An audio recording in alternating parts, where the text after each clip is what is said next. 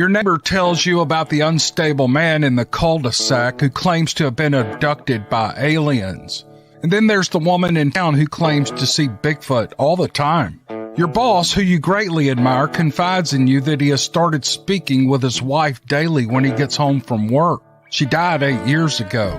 It's hard to believe this stuff, and you write these stories off as overactive imaginations. Are these people seeking attention, or are they a bit unstable? No matter what you think, if you're like me, you walk away wondering, what if that was true? The What If It's True podcast features stories by ordinary people like you and me. Something has happened to them, something so strange they are in agony unless they tell others.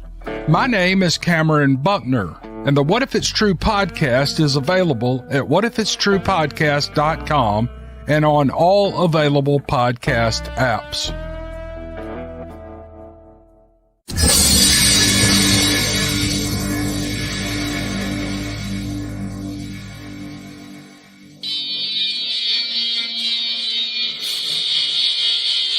Welcome to Beast TV.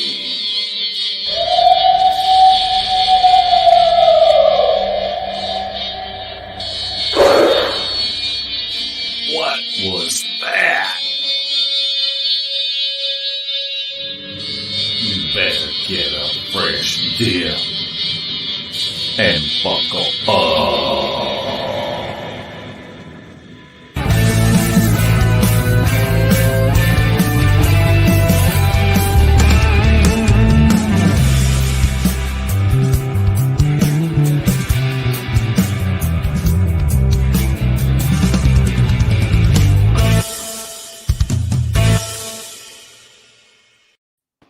Welcome to Beast TV. Larry, we've got 5 co-hosts tonight. You don't have to worry about butchering anybody's name. Nope. We don't have to introduce anyone. So we want to welcome everybody in the chat and everybody watching this at a later time. And we want to welcome our new subscribers. We have picked up a lot of subscribers, and we will formally introduce everyone here in a minute. But Larry, why don't you share some news with us? The news is we're having a meet and greet March 10th through the 13th. Do we name the place or not name the place? It will be on the Tennessee-Kentucky border at LBL. That named the place. Anybody's welcome. If you're going to attend, you can go to our Facebook page and let Shelly know, or you can email to beast.analyst.team@gmail.com and find out that way and get added to the list. And that's all I got to say about that. Okay. There's one thing that I want to share with everyone, that we got a prototype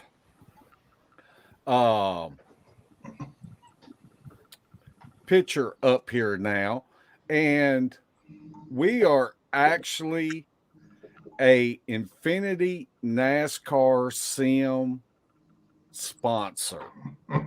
And so we have our own car, the number 4 car, driven by Bob Gillenwater. How about that? That's pretty cool that he would offer to do that, because Larry don't make enough money to be a NASCAR sponsor. No, I don't. But we are just tickled to have this sponsorship car, and on our Facebook page we will be announcing the races when they come up, so that you can tune in and watch our driver race. I want to do that. I want a car. Who do I talk to get me a car? I don't know. Yeah, we were just approached with it. So Michael Haywood thought I was going to drive it. I tell you what, you throw a rock into a yard full of dogs, and the one that you hit hollers. And the one that hollered was Cam Buckner.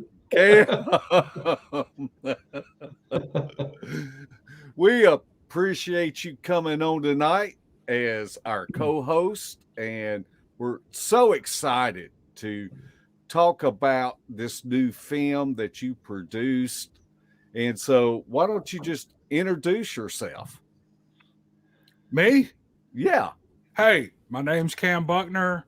I have the Dixie Cryptid YouTube channel, and I went with these guys February 3 years ago, froze my butt off.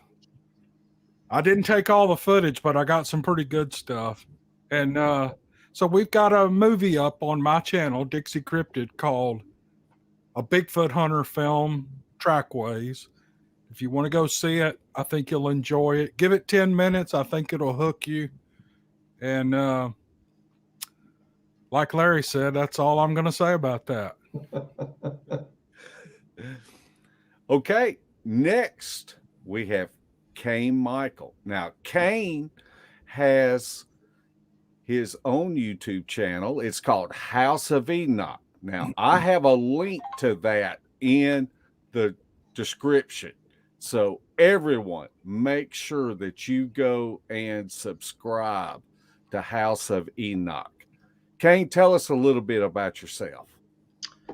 Hey, everybody. Me and my partner here, Eric, we research up here in Ohio. I'm based out of Hocking Hills. It's southeast Ohio. I got a cabin out here in the woods, and we've been doing this probably going on 12 years now, I'd say. And next, we have Eric Tipton. Now, Eric has a YouTube channel, Appalachian Bigfoot Explorer. That's also in the description. Please go and subscribe. Eric, tell us a little bit about yourself. Born and raised here in Ohio, my whole life. Love my state, love everything about it. Like Cain said, he and I, we've been doing this for a long time together.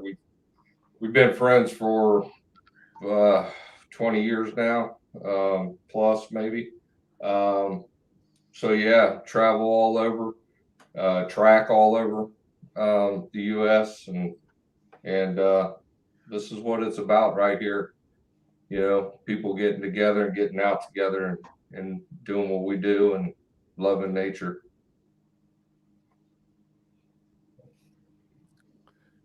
Cam, tell us about how you heard about us going out and wanting to film it.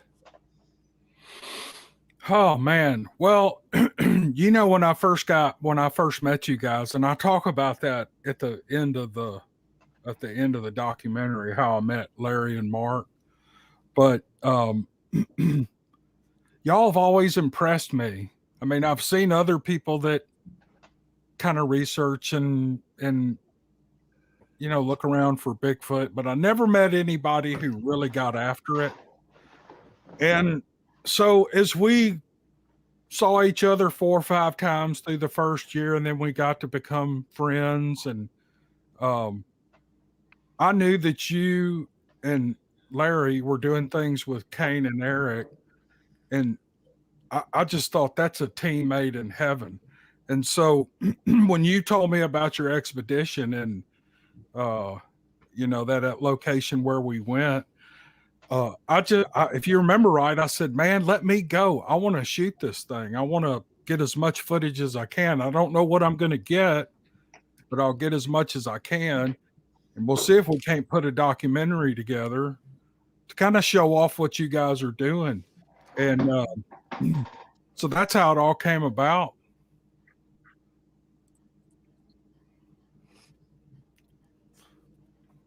Well, it was almost like you invited yourself. I did. And I did. I said, man, let me come along. And you were like, well, now look, this thing's not easy. We're going way back in there. And I'm like, oh, I can do all that. I can do all that. And of course, I on the trek in, I got a shot of a reality, but we got in there, and then I went out with you guys the first day, and that was all I wanted of that. And so they did all the exploring the rest of the trip, and I think Mark and I made a trip all the way back to the cars to pick some gear up that we forgot. We came all the way back in. And then the last day we walked out. So that's all the walking I did. But I really wanted to go. I wanted to see what it was like. And I wanted to meet Cain and Eric. And it kind of went like I thought it would. I think I had a little more confidence in myself than I probably should have. But I didn't do bad. I did okay, I think. So that's me every trip. I got more confidence in myself than I can really do. Yeah. I know that when you told me, well, you said, I'm going to come. And I said, well, I'm going to have to talk to Eric and Cain and Larry, because this is, we're partners. This is a group thing. And so, but, what sold me on this was you said this is not about the evidence that we would find. This is about the people that go out looking for this creature and what makes them tick. Yeah. Well, you guys all have a social media presence, but you don't necessarily use that to show every single thing you find, every image you take, every track you find, you don't do that. And I always knew that. However, all the people that make films on Bigfoot, they ride that horse in the dirt. It's always evidence, evidence, evidence, evidence. And I've never seen anything that just kind of focused on the men who do it and not about what you do for a living. And I mean, I wanted to know specifically, look, I know all you guys work. I mean, you guys work, real technical jobs. And I mean, jobs that I'm in a technical field and I can't do what you do. I mean, especially the guys down at the bottom there. They're in an industry that's so far over my head. But and it's in the construction business. And when you get off on Friday from the what a guy told me one time, he used to be a air traffic controller. He told me, he said, you hear all the time that air traffic controllers are under all this pressure and, they live stressful lives. And he had switched into, he worked for a general contractor. They said, you bring some of those air traffic controllers and put them to work in here and they'll go crazy. It's a lot more stressful. So, and everybody here that's in the construction business, I know will back me up on that. But the question I had in my mind, and I've had it in my mind since I met y'all down at Grenada back in 2015 or 16, I can't remember when it was. Why in the world would you spend weekends looking for, guys go deer hunting and they'll hunt for weeks and not see a deer, but eventually they kill a deer. There's a lot of people that hunt for Bigfoot. They never see it, ever see it. Now, all of you guys have had experiences and I think you're trying to get that experience again.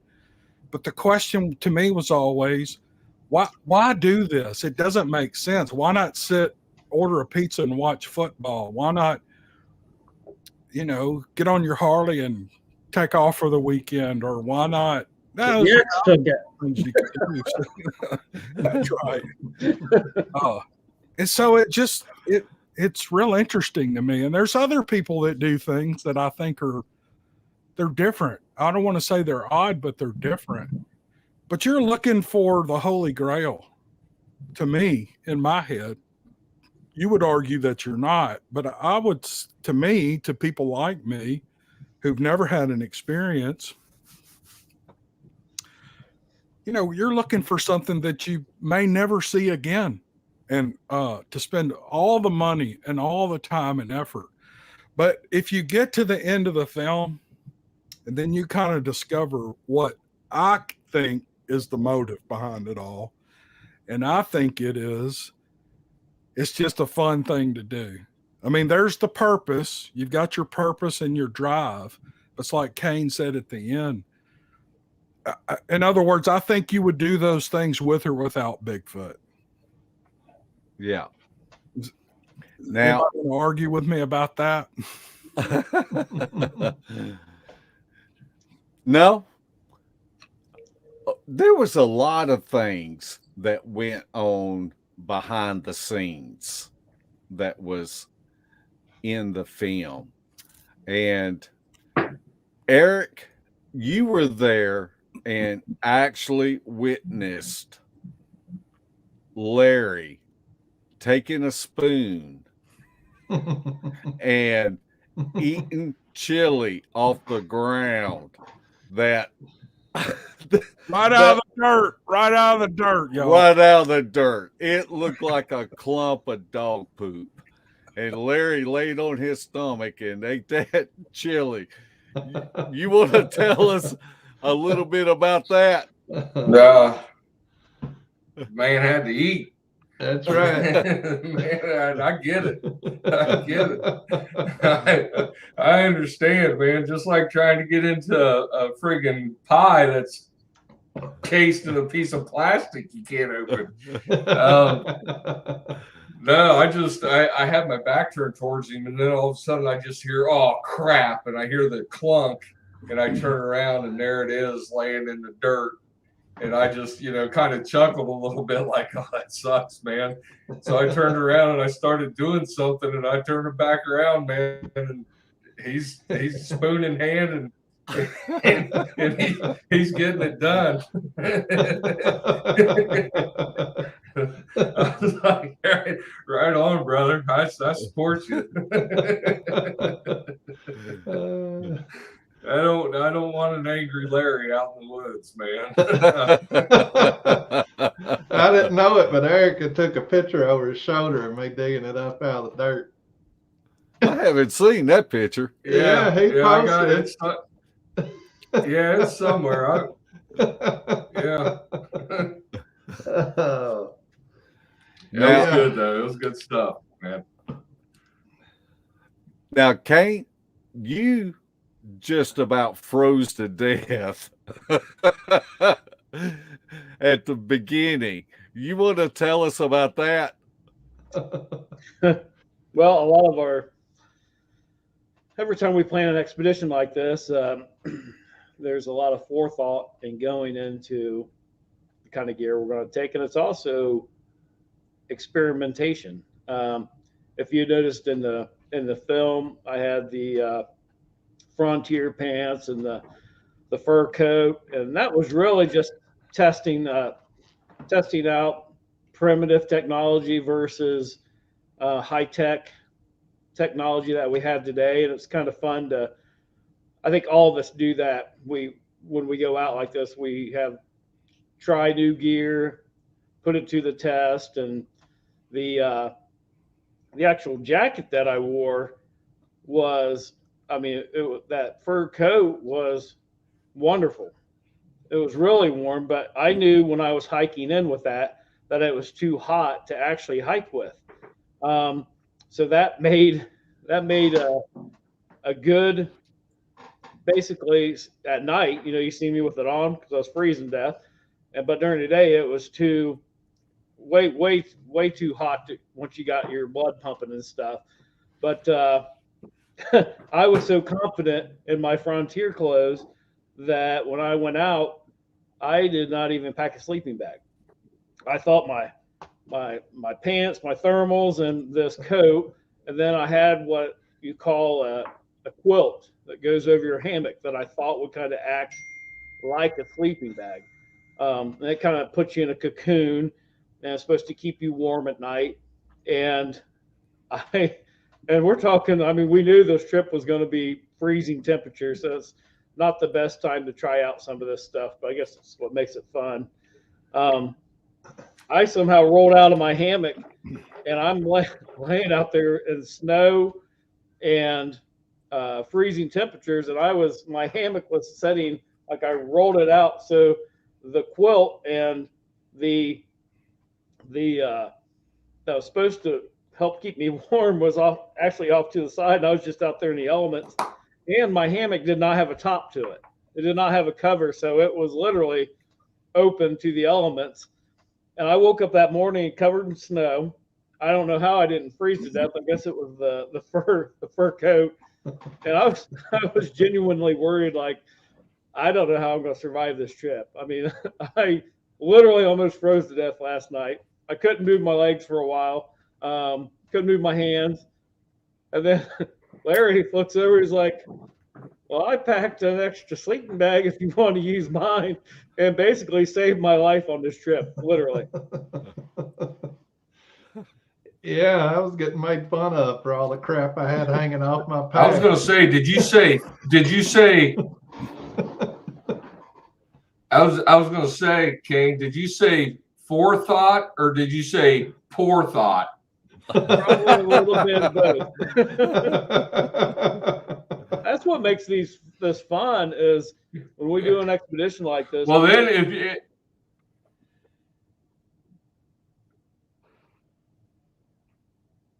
go ahead. Go ahead, Eric.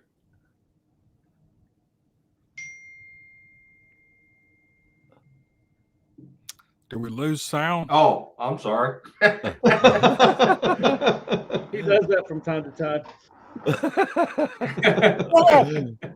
Everybody just freezes. Nobody moves, just freeze.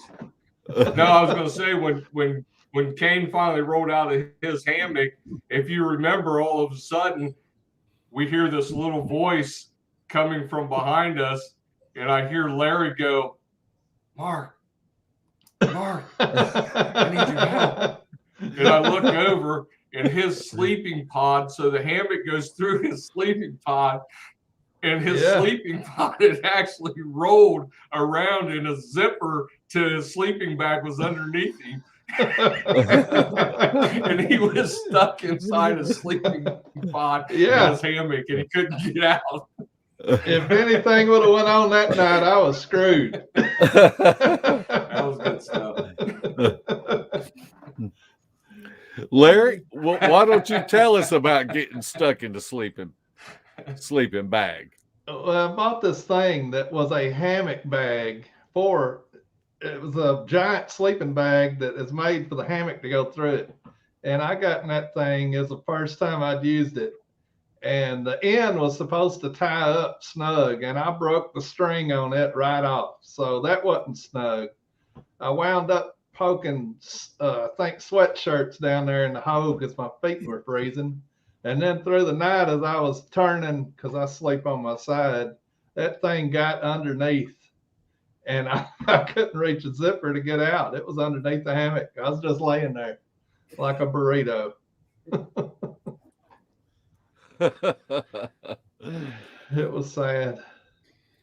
You know, I released a video several years ago, and it was called Bigfoot Death Camp Wish.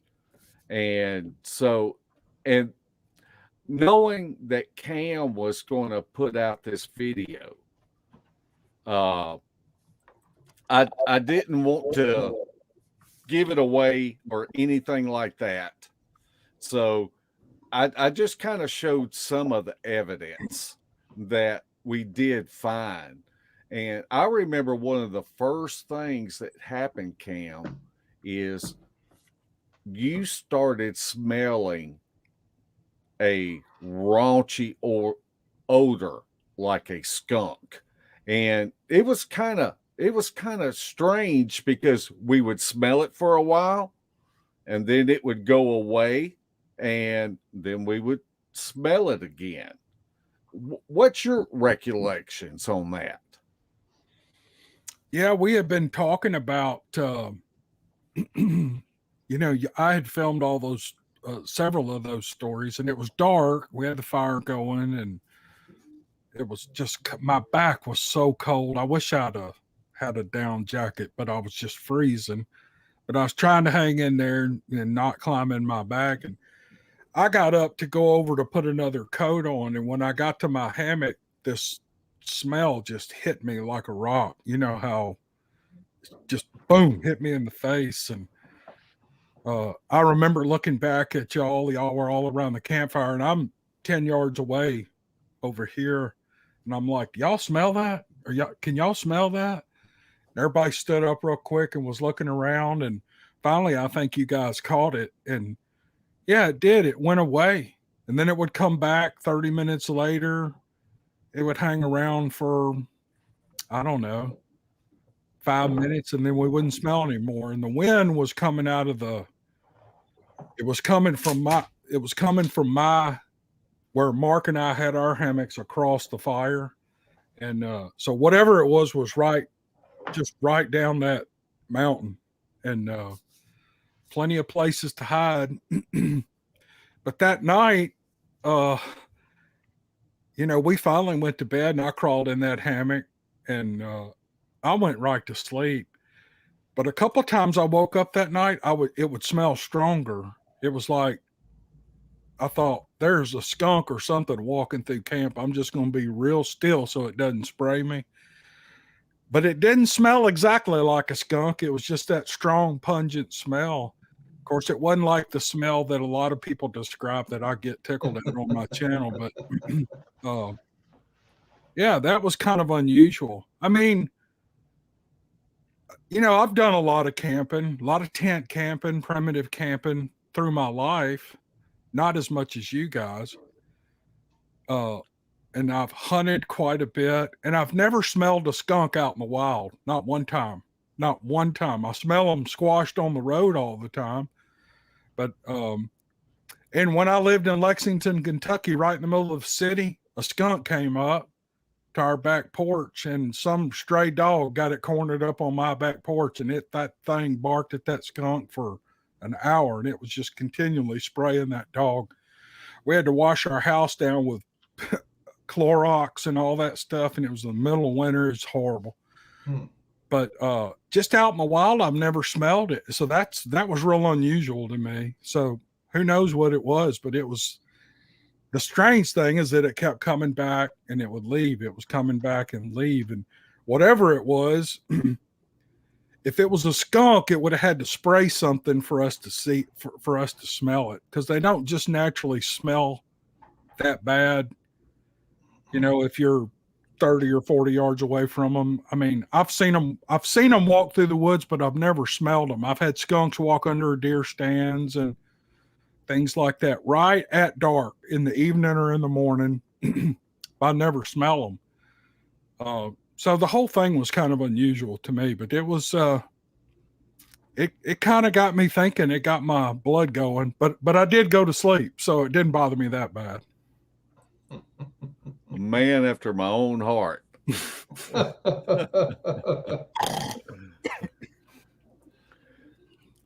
Eric, Sure. tell us about when we first got there and we had studied the topographical maps, and Eric's always the leader in this. Eric will he's got that instinct, that gut feeling of which way to go. And it wasn't that long that we had headed down that ridge line, and you had already came up on a corridor. Tell us about that corridor that we came across. Yeah, we actually intersected it. Really, we went across it, but it was coming from. So if you can picture for the audience, if you can picture, so when we go in, we've got a high ridge to the right, high ridge to the left, and then there's a little ravine down on the left of us, and we're kind of on a shelf going in. And as we're going in, we kind of descend just a little bit. And as we started descending, in my head, I'm thinking, if I'm traveling, if I'm just traveling through the mountains, I'm going to come from a high ridge. I'm going to drop down. When I drop down, I'm still going to need some sort of base cover as I descend back up the next ridge. And these are one of the things I always look at when I'm looking at topos. And sure enough, as we started just kind of dropping off that shelf a little bit, I look to my right, and I see just a couple high breaks and off of like little twigs, not like big breaks or anything like that, but I noticed like just a few high twig breaks, and these are fresh, because we kind of went through not really a pine grove, but we went through where there was a few pine, and that's what caught my eye, is these branches were broke. So I just kind of stopped for a second. I looked down to my left, and bigger than crap, you could just see this line going up the next ridge, and there were 7-8 feet up, and I started noticing these breaks in the branches, and that's one thing that it's very hard to do when you travel through terrain, and you're watching where you're stepping and this and that, but you have to be able to look up, and eye level and a little higher. That's when you're gonna see certain things. But it was knowing the topo already prior to going in, and knowing the terrain, and knowing if I was them, and if I had to drop from a high ridge and drop down, when I drop down, I'm still going to need some sort of cover. And this coming off this shelf and this little dip that it gave would be perfect, because we were only maybe 200 yards off the road. I mean, we weren't very far off the road, if I remember correctly. But that's one thing that I always look at. If I'm traveling and I want to be undetected, and I know I need to go from one ridge to another, what is going to keep me isolated as much as possible as I'm traveling? And yeah, so when we came down, and just the high little snaps is what gave it away for me. Now anything else, anything a little lower, I would have put it up as just natural, just game, of the area, the natural wildlife of the area. But when you start seeing higher little snaps like that on fresh limbs, not dead trees, not anything like that, but fresh, it's a good indication that something large, upright has been through there. I gotta say, being out there with Cain and Eric both, I step back. Once they get on something, I let them go, and I just watch around and just lag behind them and let them go. But Cain, you and Eric have worked together. Whenever Eric gets on something like that, what's your motive? What are you looking for? What are you doing? Normally, I'm really aware that if he's onto something, the last thing I want to do is to step in front of him or ruin that trackway that he might be on. Yeah. So a lot of times I will trust him to work that trackway, and I'll go around. And 9 times out of 10, as we will intersect again. as we go through the woods. And I'm just looking for, in that situation in particular, it is very hard to track something through the woods, especially if you look at the leaf litter and everything. So it's easy, and it happens to us at times. We'll get onto something and we might go 10, 20 yards further, and something might have veered off one way or another. So usually in that role, I will look for that and try to make sure that while he's tracking something, that nothing gets missed off to its perimeters. But usually, I mean, you'll get onto something that, I mean, if you're onto something good, 9 times out of 10 somehow, and a lot of times I might be 75 yards away from him and not even know where he's at, and all of a sudden we'll come down the hill at the same time and be like, Yeah. you still onto something? Yeah, well, I think I got something here. And we kind of talk through it and continue on. Yeah, I know that one day I was following Eric and we had a rock clack, and Eric eased up to the top of the ridge to try to look over. And here you are coming around the bottom of the ridge about the same time. So y'all do that a lot. And I'll say I'm a moderate knowledgeable tracker, but Eric and Cain, they see stuff that I still don't see at times unless they go, "Hey, doofus, this is what I'm looking at right here." So I don't mind running security detail and hanging back and letting Cain and Eric go forward with what they're doing, and me just look to make sure everything's cool and we ain't running up on a grizzly bear that somehow migrated down from Alaska or something. I will say one thing that I have found through the years, and it's the only reason I really contributed to Bigfoot is just because of all of the interaction that we have received through those days, but also seeing this sign. And it's out of what I feel, it's just out of natural habit to them. It's just out of boredom. It's you walking through a wheat field, and as you're walking, your hands are grazing the top of the wheat, and you just pick one, or you pick a handful of them, as you're going, and you pull them and you shred them. One of the tells for them as they're traveling, if you're looking eye level or maybe a little higher, as they're traveling, they will just grab a small branch with leaves on it, and as they're walking, they will grab a hold of it and just pull, and they'll pull the leaves off of it, and you can see where the bark has been peeled and the leaves are gone, and it's right on the very tip of a long branch. It's the last like 2 or 3 little finger branches off a big branch.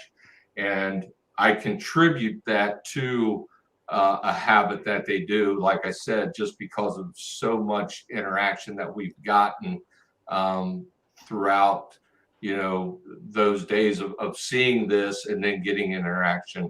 So I kind of put the two together. They do this just out of boredom, just out of just walking, just traveling as they travel.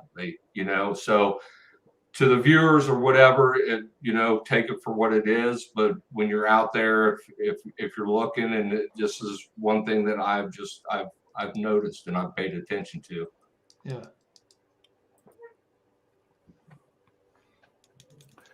We just got through watching some video of Cain, and Eric was probably about 20 yards up ahead of Cain, taking point.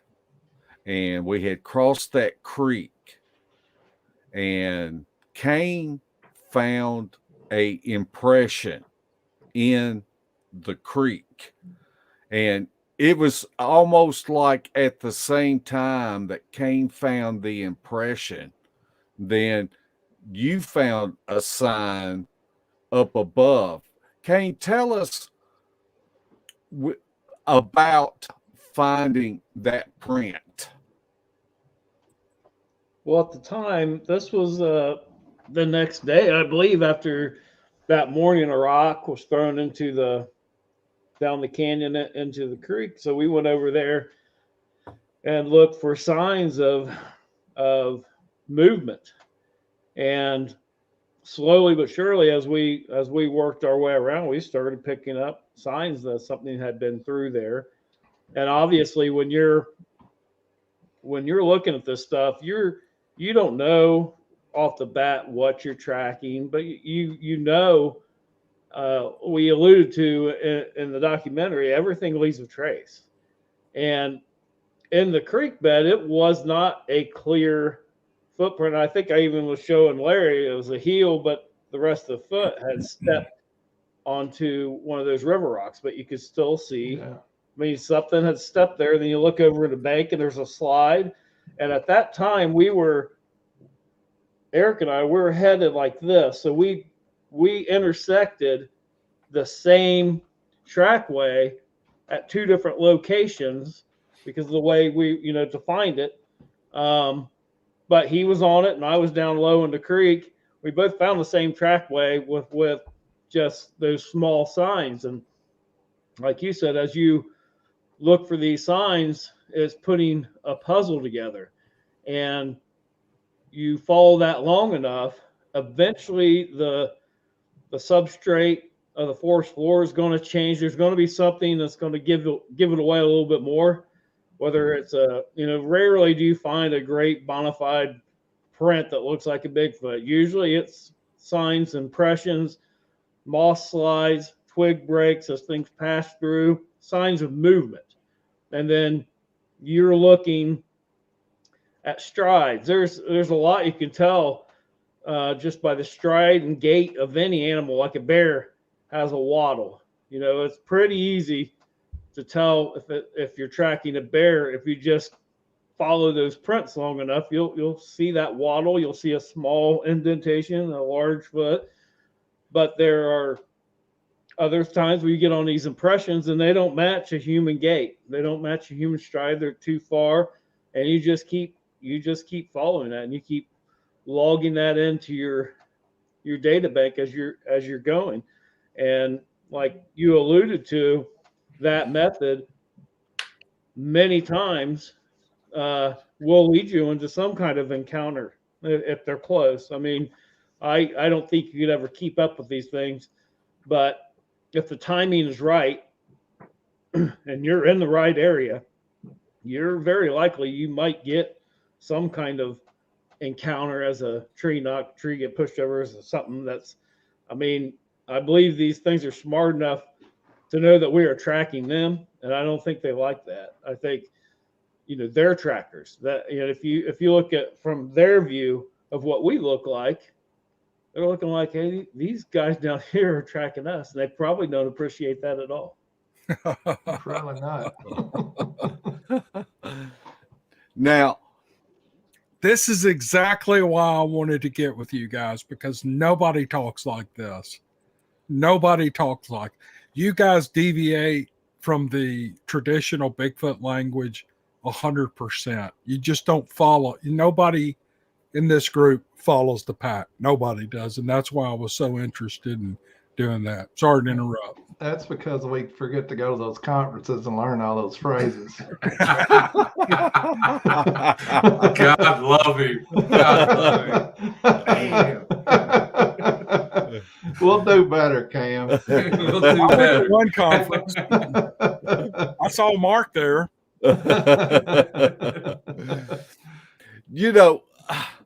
Once we got, Eric found a clue about a few yards up ahead of us, and it's real funny. Larry and I learned a long time ago, and that who's ever following Cain, the other one follows Eric, and so that we can both absorb their knowledge. So I'm kind of following Eric, and Eric gets on a corridor of tree manipulations. Do you recall that, Eric? I do. Yeah, I really do. Tell us about this corridor. God, if we would have had more time, Mark, I honestly, man, I think we would have walked away with something. We would have walked away with something big that day. It was just it was the whole corridor was just littered with it. And actually, what had me more impressed than the manipulation that we were seeing was actually what I didn't discuss at all, even at camp, was the actual impressions that I was seeing in the ground. They were coming from multiple locations to where I was actually kind of confused there for a minute in which direction they were coming down into this corridor. It was odd. It was almost like, not to sound like I don't know, but it was almost like one group met another group and came down through and tussled, for friggin' 400 or 500 yards, basically is what it looked like. But the manipulation of the trees was it's really hard to describe. Because I do remember it very well, but it's the most that I've ever seen in a corridor, and it wasn't like letting up. It wasn't. Normally you'll get a few things here and there, and then it'll let up, and you'll track for crime. You'll track for a mile, 2 miles, before you find something else. And this was just manipulation after manipulation after manipulation. It was really odd to me. But I think it was more because I've never came into something like that. And I every now and then I think about that. Like, if Mark and I would have had a little more time, if we would have had more time to keep tracking forward, what would we have come up to? Because, to be honest with you, the impressions that I was seeing, we were an hour maybe behind from what I was gathering with the moss that was turning, with the heat of the day coming up and the moisture, and the moss was turning and the leaves were starting to roll. We were right behind it, or them. Larry, people make fun of me for saying nuggets, but if the audience will go back and rewatch this and have a pencil and paper to jot down some of these things that Eric and Cain are talking about, they're golden nuggets that can help anyone in the field. Cam, tell us what your thoughts were on following Cain and Eric as we were on this corridor. Well, I wasn't following them. I was just kind of off by myself, and I was, just as long as I could keep the group in view so I wouldn't get lost. But I think I followed Eric. I think they were together at one point, and I followed them for a couple 300 yards, and we went down. We went up the side of that mountain that was across from us, and then we hit that ledge, which was a pretty heavily traveled game trail. Do y'all remember that? We got up there on that ledge and it was, it just kind of wrapped around and there was all this rhododendron and stuff growing over it, but it looked like big animals had been traveling that for probably years. and then we went through a real thick area of brush, and then we stopped, and then we climbed some more and got up on another level that was another game trail. And in the video, you'll see Eric kind of almost scaling this almost vertical. It's a real steep mountain. And he went the F all the way up to the top, y'all. He didn't just go up there, look around, and he went all the way to the top. So I lost him, and then we stood around for a little while, and he comes back down the other way and meets us there. And then we went on down and crossed the creek. And I think that's where Cain found that evidence.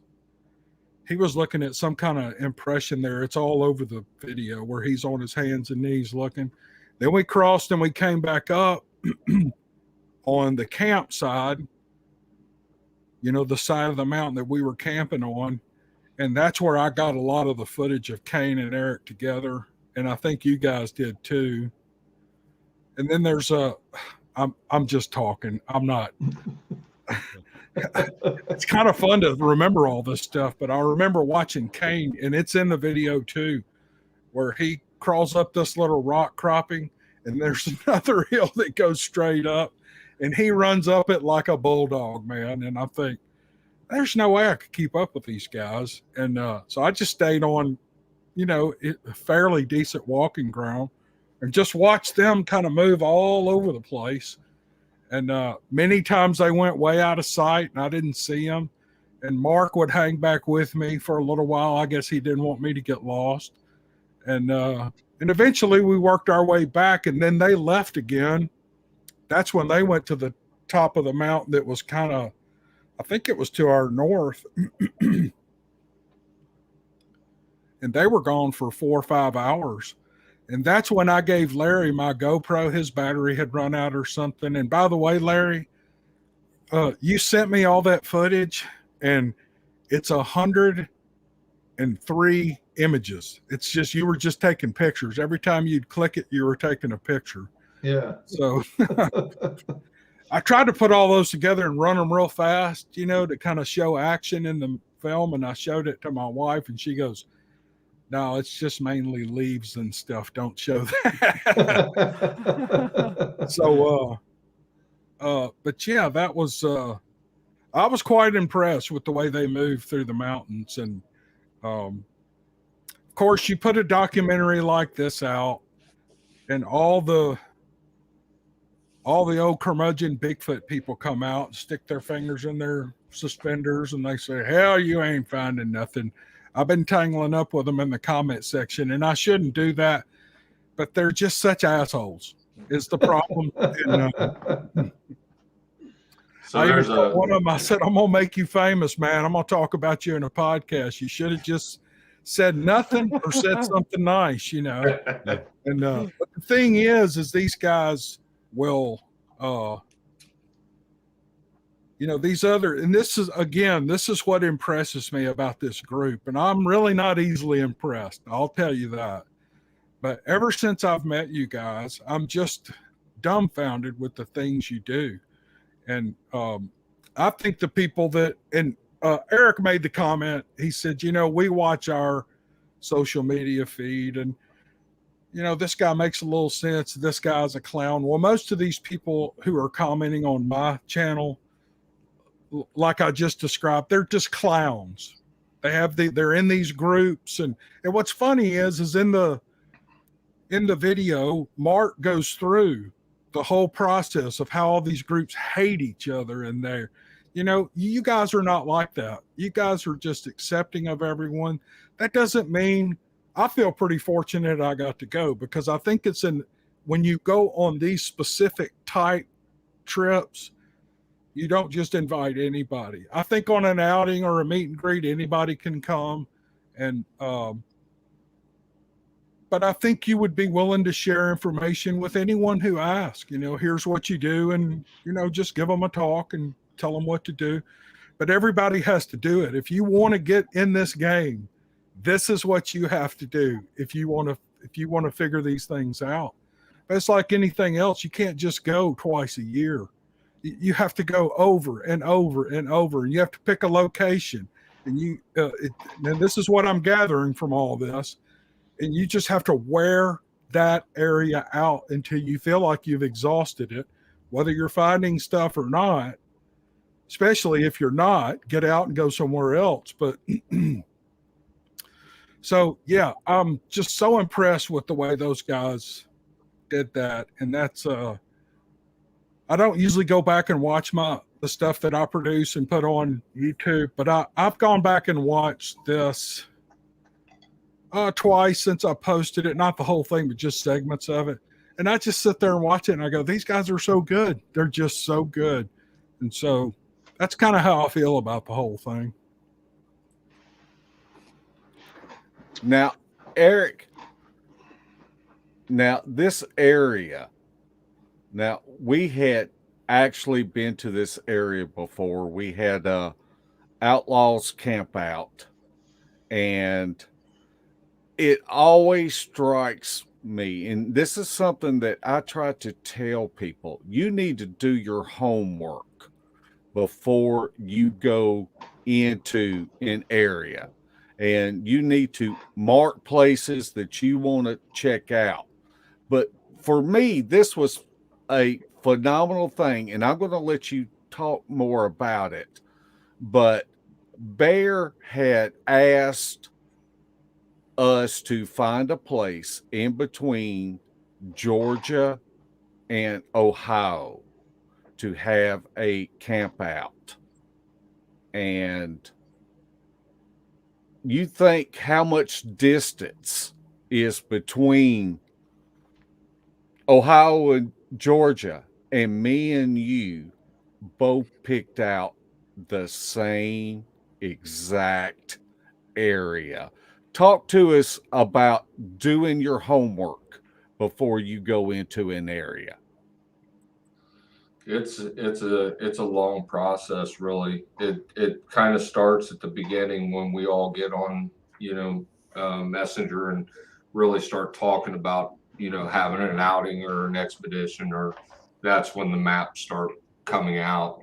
And I knew, I'd never been down in this area before, and it was a place that I knew I wanted to get to.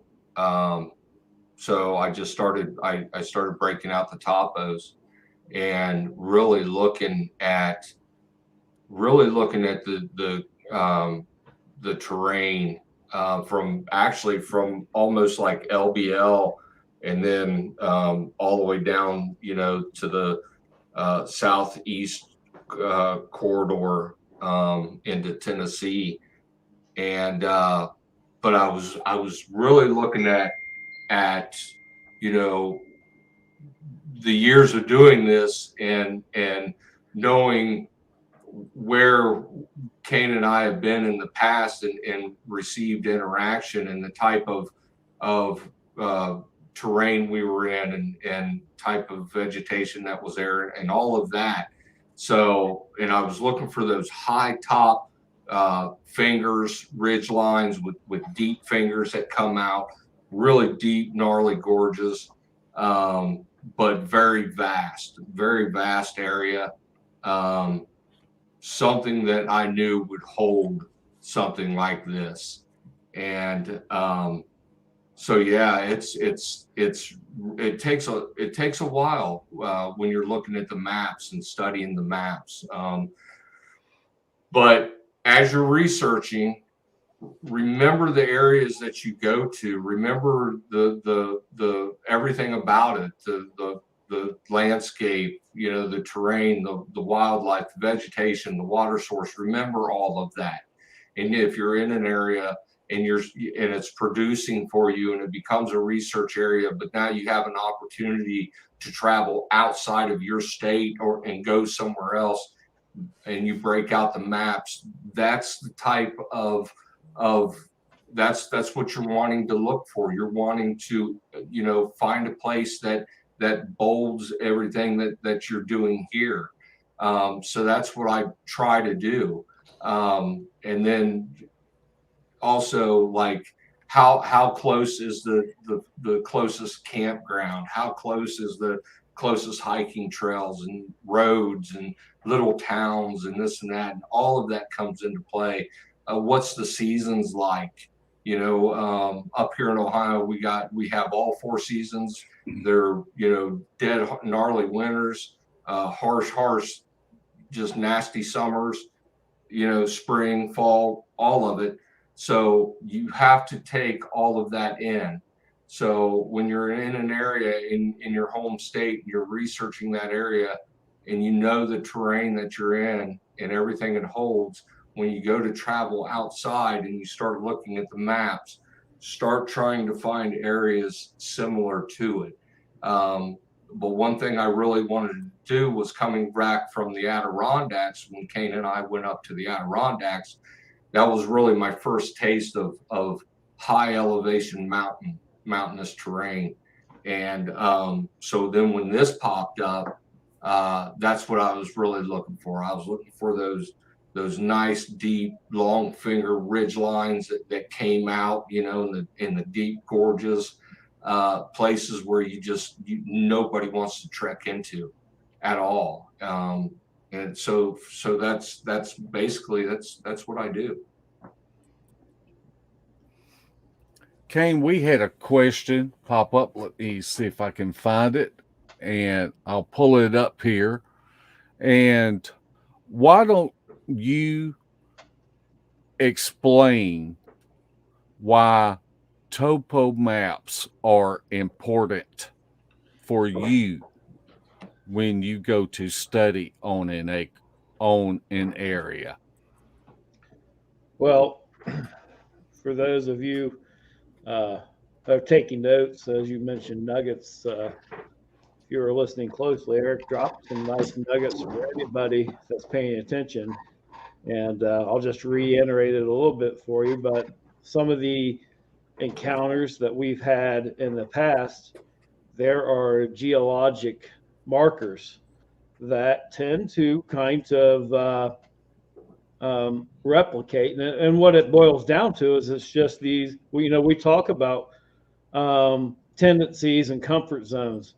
Well, if you do your homework and you're paying attention, when you have an encounter, when something strange happens, when you see stuff, and you're paying attention to where you're at topographically on a map, there are times where you can be in Ohio, or you could be in Georgia, or you could be in Tennessee, and some of those features are right there. And it's never a bad idea to at least go take a trek through some of those features that you've remembered from the past, because usually there's something about that area that is a tendency that is good for them. They like to hang out.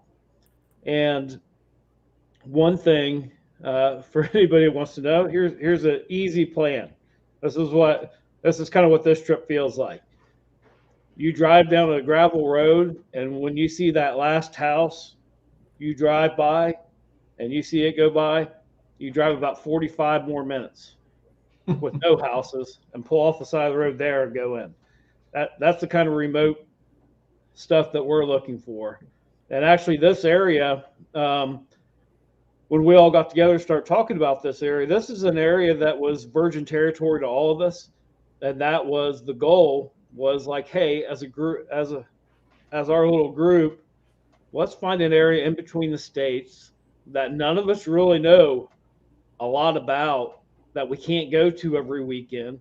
And between us, let's see if we can't go in and figure this out. And this area is vast. I mean, this national park is in the Appalachians, and it goes through Kentucky and Tennessee. It's a big, gigantic area.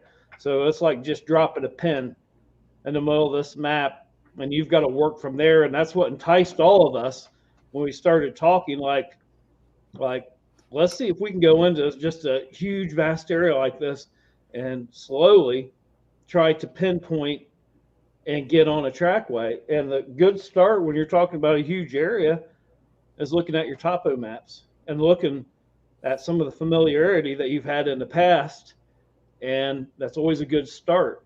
And like Eric alluded to, there's so much that goes into this. And honestly, this is more of a Mark Newell and Eric thing. I usually let Eric take care of that, and I like to get there, and I'm an on the grounds guy and see what I see. But I trust you guys to get us in the right area because it works. But some of these, he mentioned long fingers and deep gorges, and there's so much that goes into, I would say, strategy, how these creatures set up their sleeping habits, and how they kind of they like certain things. They like some safety. A biggest part of what they use is the land. They use the land as a natural road barrier. Humans can only climb a mountain so fast. A river, crossing a river, it slows humans. There are signatures of where they might set up. These things are nomadic as anything there is. Night to night, maybe only 2 or 3 days at a time, and they're off to the next. But they like certain things, certain signatures that they will set up, for lack of better words, a base camp for the night that's well guarded. And is my opinion, the family group is the prize. That family group is going to be protected from all sides at all costs, and there's always an exit route, and there's always some kind of physical barrier that is going to impede you getting to, we could talk another 3 hours on this, but where I live, okay, if I'm outside on my deck, I can hear a car turn off the interstate onto my road. I can hear that car 2-3 miles away coming down my road. If I was wanting to hide from that car, I know when that car has turned onto my road. I know when that car is getting close. I hear that car door. I'm long gone. I'm 3 ridges away as a human, so that's the kind of strategy and stuff that goes into this. They don't want to be found, but it's kind of remembering these things as you're out and having your experiences and taking the time to look at your GPS, look at the topo and go, okay. And there are, like, I know, especially for me and Eric, 3 or 4 times we have had encounters in almost the exact geological topo type area. I mean, exact. So that was a nice tell for us. And it doesn't always happen. There's always other reasons, but it's never bad to go take a stroll through there and see. And that's kind of like in the video, Larry had made mention prior to Cain and I getting down to Georgia. He had went out the day before. He was there a day before us. And then the following day, Cain and I were on our way down driving, and he had something happen the night before or whatever. So I shot him a map that I had been looking at prior to going down, and I had marked out, I'd circled certain areas that I thought would fare well in getting interaction. Never seeing this area before in my life and never going down there, but coming from what Cain and I have done in the past and paying attention to certain things geologically, like Cain said, and I knew that these would be areas that I had circled that would most likely give us something, and it did. Yeah, definitely. We walked into a cluster. Hey, I have a couple of questions. Ask away, as long as they ain't to me. Okay, Larry. No. Hey, I'm just curious if you guys, you're, I envision what you're doing as far as tracking. You find some good solid evidence, and then you start working your way around until you find the next one, and then you go, do you guys keep maps with waypoints on them? Showing Yes. where, and if you do, is there one like, if you held it up, nobody's going to know where it's at. Are they red lined or what are they? We have two different styles, really. There's the red line GPS maps that we keep with drop pins on them. And then if you go into,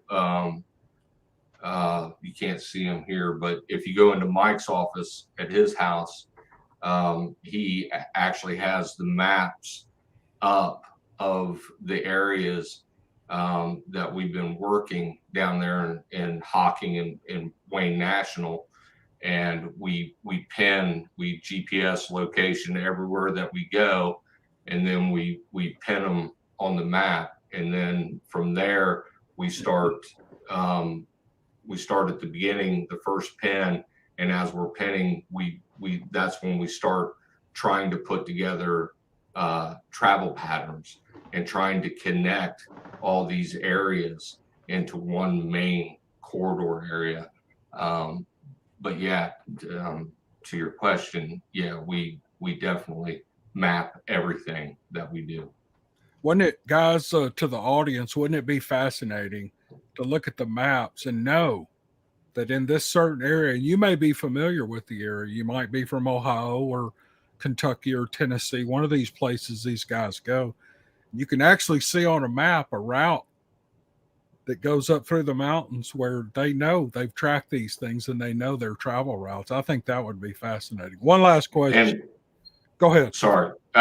What I was going to say is what I'm starting to do now is with my GPS, my Garmin, I'm able to do my tracking and download it, but I can drop pin wherever I find something, whether it be a trackway, impressions, structures, whatever.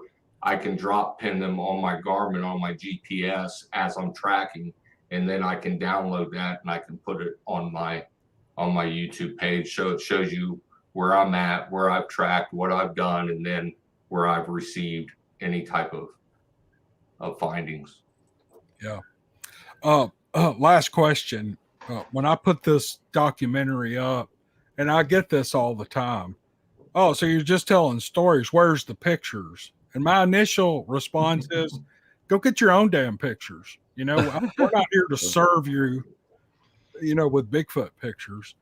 But you guys, I know Cain, I've seen some stuff that he's put up on House of Enoch, especially the rock throwing incident. That was so fascinating. I watched that thing 24 times.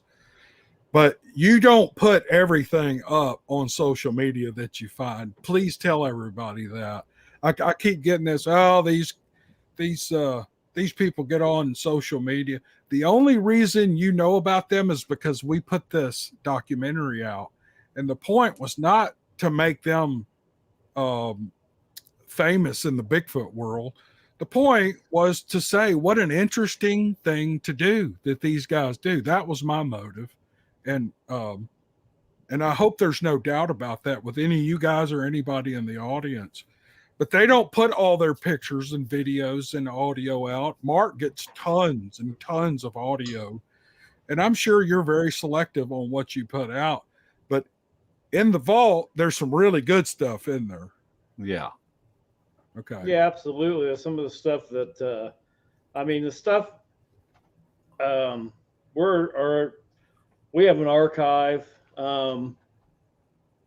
I know for a fact, I say it all the time. I don't think a lot of people believe me, but I have over 10,000 photos of just research in that archive. And we all have stuff that could possibly, and probably in our own minds, like we think we got something. We won't post that. Incredible claims take incredible evidence. And that's one thing we pride ourselves on. If as a matter of fact, Eric taught me a long time ago on House of Enoch, don't ever claim it's a Bigfoot. You won't ever hear me say a Bigfoot did this, a Bigfoot did that. Because if I didn't see it, then I can't prove it. And that's kind of what this whole documentary was about. And you alluded in the beginning, we never let anybody go out with us. So we were very hesitant at first when we first heard about this. And the only reason why we were worried is that we care about our reputation, and we didn't want anything to do with something that would be sensationalized. And that was our biggest fear, was we just want to be depicted as we are and how the events were. We weren't there per se to get a picture of Bigfoot. We were there to study our trackways, so in the future we'll have a better chance. We are hedging our odds. We're not looking at thousands of acres now. We're looking at a small corridor that runs through this vast area where we feel, with the evidence that we've gathered, that we are hedging our bets. We're not going out there blindly. We're taking timestamps, and eventually we'll build this map that you're talking about, this radius, this home base, this home front, this radius. And instead of guessing, we'll know we have found, at this time of the year, we found fresh activity in this area. But we even go beyond that, like when we did the Ohio thing, even to that Friday, the night before, we went out. We knew that area. We mentioned in the film that we studied it hard for a year. That took 7 years to get about 3/4 of the trackway around this area. So that was 7 years in the making. We still had to go out the night before and try to pinpoint maybe where they're at, and then guess where they would be Saturday. And we got pretty lucky. There is a element of luck to this, even though we knew if they go through this area, we knew that area well enough. This is the area they're going through. Now all we had to do was hope that they didn't get there before us, or they were going to be coming into us. But we felt that confident with 7 years of research that if we're lucky, these things are going to come right up to us. And that's what we're trying to do everywhere we go, is build for that next expedition. Yeah. So the point of the whole documentary again was, it's not about Bigfoot. It's just about the effort and the work and the persistence and diligence these guys have that impresses me. That's all I wanted to convey, and just to find out why you do it, and I think I think I accomplished what I wanted to accomplish, and I hope you guys are. I'm real proud of it. I'm real proud, and my channel's for entertainment, but I wanted to do something serious, and it was, I hope I got that done. You did. You most certainly did, Cam. There's no question about it at all. And I'll say that anywhere I go. You nailed it, man. You really did. I'll say this, and Mark, I'm sorry to hog up your life. No, we're all hosts on here tonight. I remember it just struck me when Cain was talking about the 7-year saga of going through all of this meticulous work that they do. And I remember hearing a story, I think it was probably the year before 2019 when we went to this place, but you guys had been tracking in this area for a long time, and the one of the benefits of doing what you do is that, and Cain just said it, maybe you know what time of year this is happening, and you know what time of year it's going on, And after 4 or 5 years, the same activity is going on in the same location every year. You guys were on your way to a spot. You were going to park your truck and then head up the mountain and go and try to observe, in a real sighting. And as you got there, I think you said you were driving across a levee or something. You saw that thing walking across the side of the mountain in the truck. Do you guys remember telling that story? Yeah, that would be Eric's sighting. You want to tell us about that sighting, Eric? I think you were anticipating one being there. I may be wrong, but you were and you were like 45 minutes late. It was moving across the mountain in the winter, no leaves on the trees, and you could see it moving, and you had to punch it to try to yeah. Okay. What it was, yes, we were coming across, we were splitting the lake, we were going across the bridge, where you had lake on one side and then a smaller portion on the other. And I was in the passenger seat, and I just happened to glance out across the lake, and there's this like little wetland in between two ridges. And this thing came down off the ridge on the left and walked straight across this friggin' flat, this wetland. And I'm watching it, and I'm like, Cain. And this thing goes right back. I mean, clear as day. And I'm like, hit it. And we did. The first road we hit to the right, man, we come up, we come around to the very top of it, got out and tried to bust ass as hard as we could, to try to intersect it. And we were late. we were late. It happens, it happens. So But the point is what you're doing is working. I mean, the results are remarkable. Yeah. So, okay, Mark, show's yours again. I'm sorry. I'm going to turn it over to Larry. Well, I want to say, Cam mentioned the clowns making the comments about people not knowing, us not knowing, whatever. But when Cain and Eric call and they say that they got this area pinpointed, they know that they're going to be coming through this area within a day or so for us to come up. And that's what they did for our trip to Ohio. And we went, and it was one of the most amazing trips I've been on out looking for these things, because we had stuff going on constantly. I've talked about it a billion times, and I'll talk about it probably on my deathbed, because it was one of the most exhilarating outings I've been on.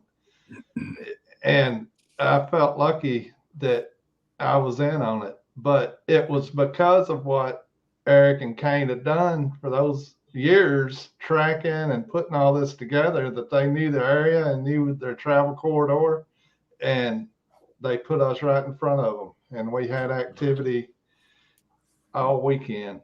So I know there are people that they think habituation is it. They think that whatever. There's all kinds of methods that yield some success. But what Cain and Eric do constantly, you have interaction, because it may be because they get irritated because they're on their tail, but you have something happen most every time. I can't think of a time where we went into this area since Cam went with us to the documentary that we've not had tree limbs broken, trees pushed down, stuff thrown at us, and all kinds of stuff. So for all the naysayers, you can be naysayers, but we'll keep doing what we're doing. Yeah. I don't think you would do it if you aren't getting results. I just don't think, So, hey, Mark, one last thing. I'm sorry.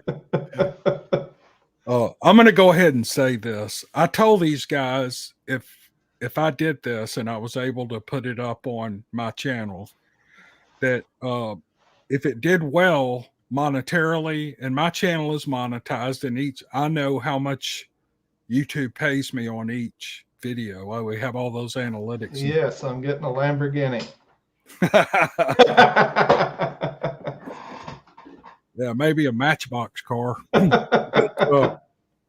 So everything the Trackways video makes is every month for the next couple of months, I'm going to look at it and I'm going to PayPal them what that specific video made, so they can buy more gear, sleeping bags, whatever they need. They can split it up how they want them. I'll send it to Mark. He can do whatever he wants with it. Fur coats.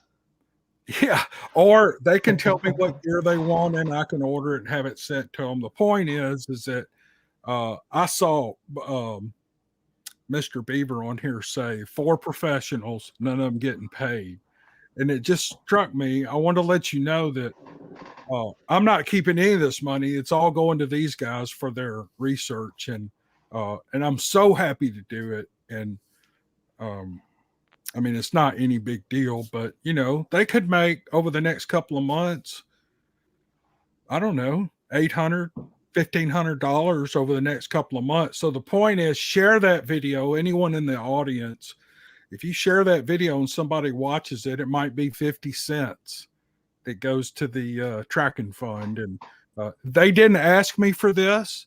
They did not say, hey, if you do this, we get them. They did not say that. They just said, come on, film it. We trust you. But that's my deal with them. And I told Mark that 3 years ago, and I'm going to do what I said. And so share the hell out of that video. Okay, Mark, here's your show now. I would say the only way I would agree to that is if you split it 5 ways, because you definitely should get something out of that. Because I mean, I can't tell you enough.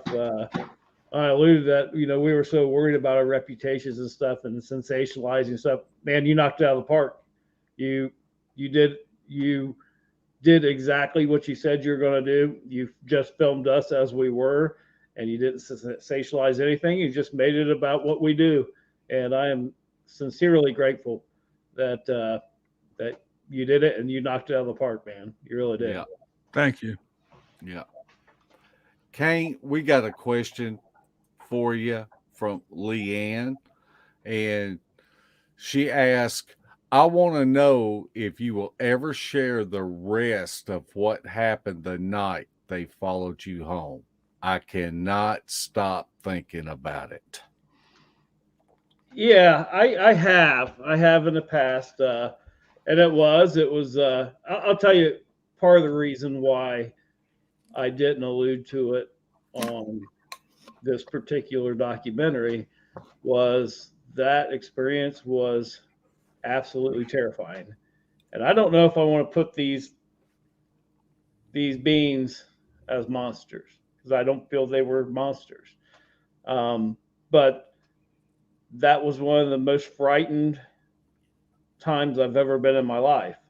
I'm almost ashamed of myself. If I had a machine gun on my back deck that night, I would have sprayed the woods, and I would not given a damn whether that was a person or what was back there. I would have sprayed those woods. Fortunately, I did not have a machine gun or an AR-15 at that time. So, but what had happened was,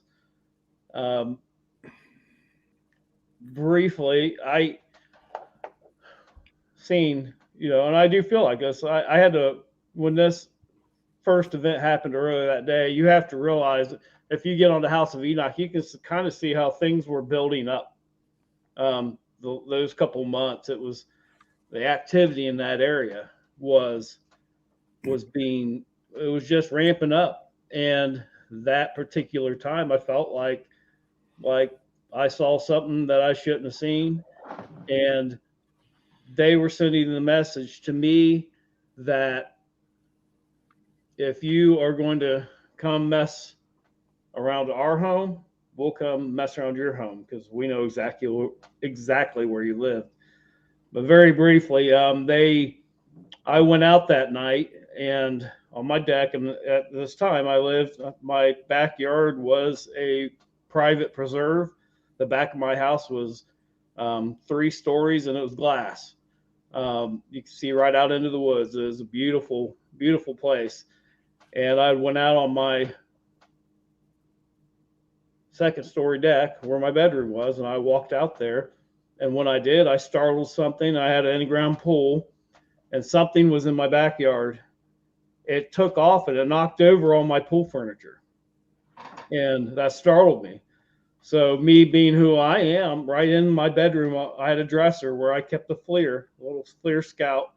I walked in there at first, and I'm looking all through the woods. I'm assuming whatever was in the backyard hopped the fence and was running back through the woods. What I did not realize was while I was looking for this thing, it was directly underneath me, standing underneath me on the bottom level of the deck. And I had a screen door down there. And I think, I don't know for sure, but this thing grabbed that door right under me and slammed it or hit the top of the deck. So, I mean, scared the living hell out of me. I ran back into my house, recollected myself, came back out. This thing had moved. There's more than one, and I had a pool house back there. One was behind a tree in the woods, and one was actually still in my backyard. And I had my FLIR, and I was trying to get an angle for it, to get a picture of this thing. It was pacing me around my pool house to where I could never get a clear shot on the FLIR. And then eventually it smacked my deck.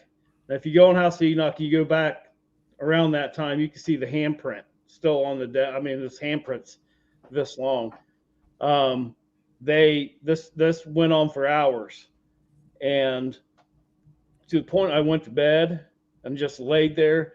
And I mean, this is going on. I'm like, what are these things doing? It sounded like they were doing something with my chain link fence.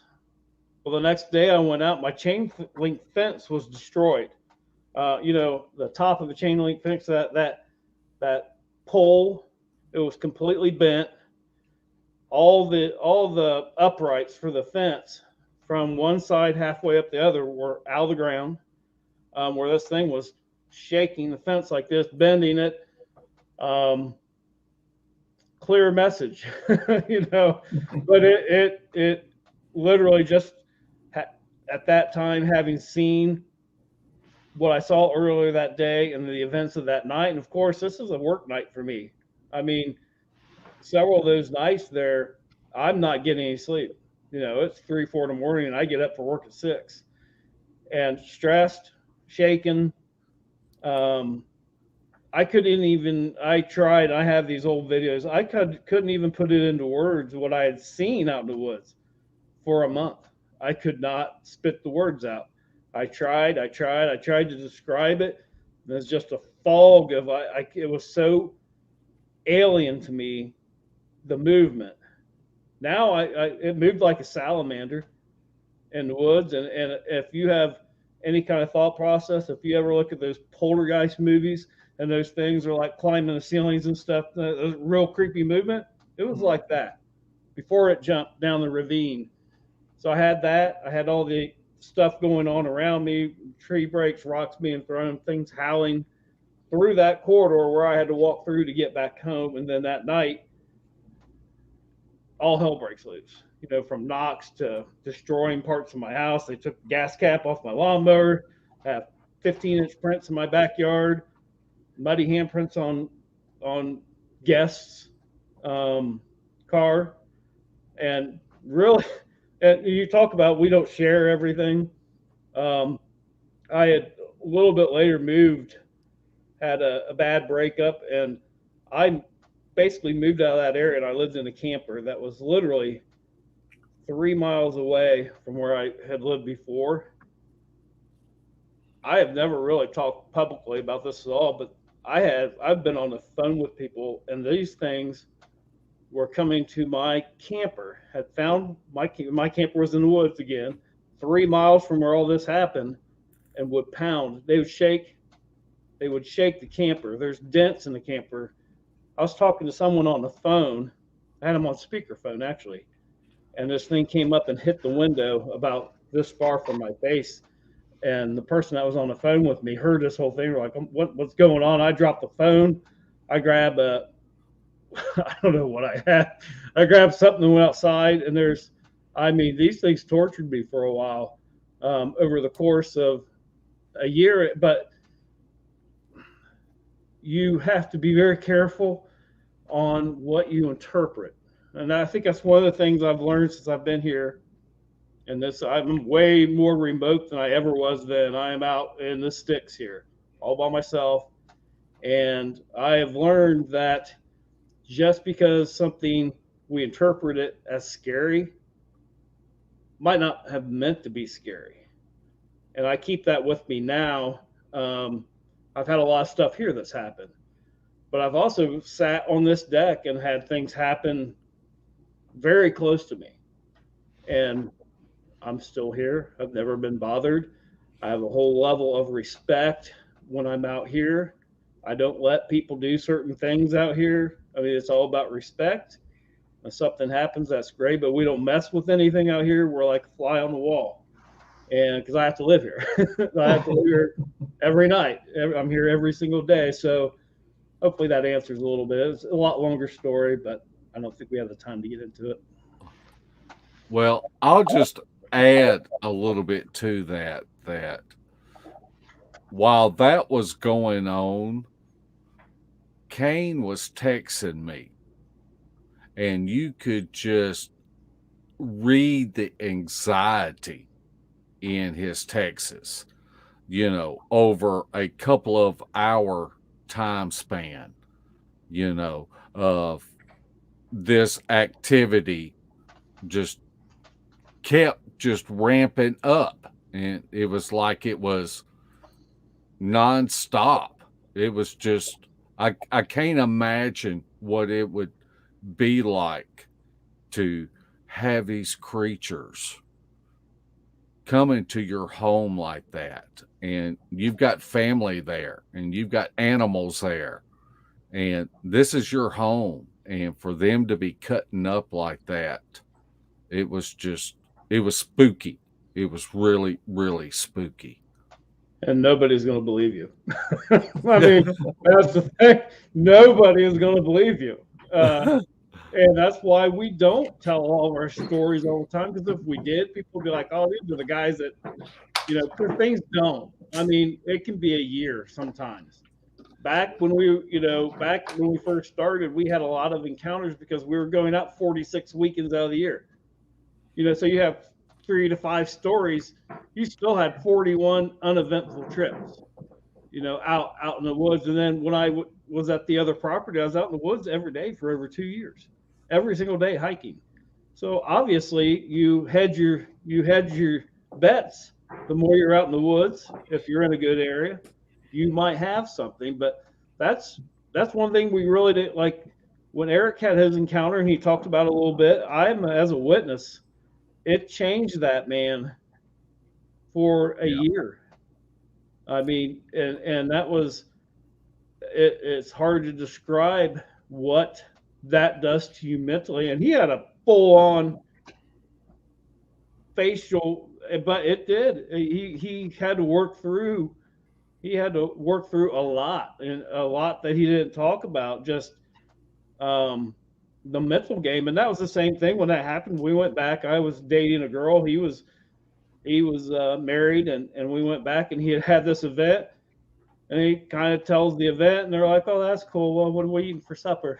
He's about to have a meltdown. So and if you don't see it, I get people if they didn't experience it, they don't have anywhere to put it. He's having a breakdown. What happened to me, I could talk about all I want, but unless you're there, you're not really going to feel it. Right. Eric, would you feel like talking about that encounter that you have?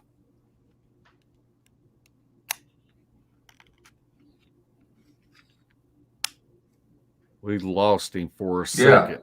Yeah. Okay. Yeah. Can you hear me? Yes. Can you hear me? Yes. Okay. Okay. Yeah, I something happened there for a minute. Not sure what happened, but so this day out there, we had went in and did our thing, and was actually getting interaction throughout the course of the time we were there. The only thing that was different from any other day was usually we would drop down, drop out, get in the truck and drive off. And like Cain said, though, at the time his girlfriend and my wife were camping with us, so they actually dropped us off. And we went in. So when we came back out, we walked the gravel road down to this little bridge and stripped off all of our gear and stuff, and we're waiting for them to come and get us. And Mike's sitting on the guardrail, and he's facing me towards the road, and I'm looking at him, and I'm looking out past there's this channel that winds through this marshland, and so I'm standing there, and we're just talking and about what had just taken place and everything that we did. And as we're talking, I just glance and I look up, and when I look up, this thing is coming out from underneath a tree. He's pushing a branch up, and he steps out. When he steps out, he and I just lock eyes, and he steps out and he flares up, man, and his head goes back, and he just freezes. And you got nothing. When this happens, you've got nothing going on. I mean, oh, where's my camera? You're in the moment, man, and you're just there, and you're just trying to get this through your head of what it is that you're actually looking at. You know what you're looking at. It's there. It's right in front of you. But you just can't put it together. And he turned and took a step, and he dropped down into the channel, and I'd lost him. Now this whole time this is taking place, that's what I look. I'm just staring at him, and the whole time Mike's talking, Cain's talking to me, and it turns and it steps and it disappears, and as soon as it disappears, I take off running down the gravel road, and I'm trying. What I was trying to do is get another vantage point of it, but I just take off running. And I can hear Cain behind me. He doesn't know why I'm running. All he knows is we're running. And I can hear him grabbing gear and grabbing everything. And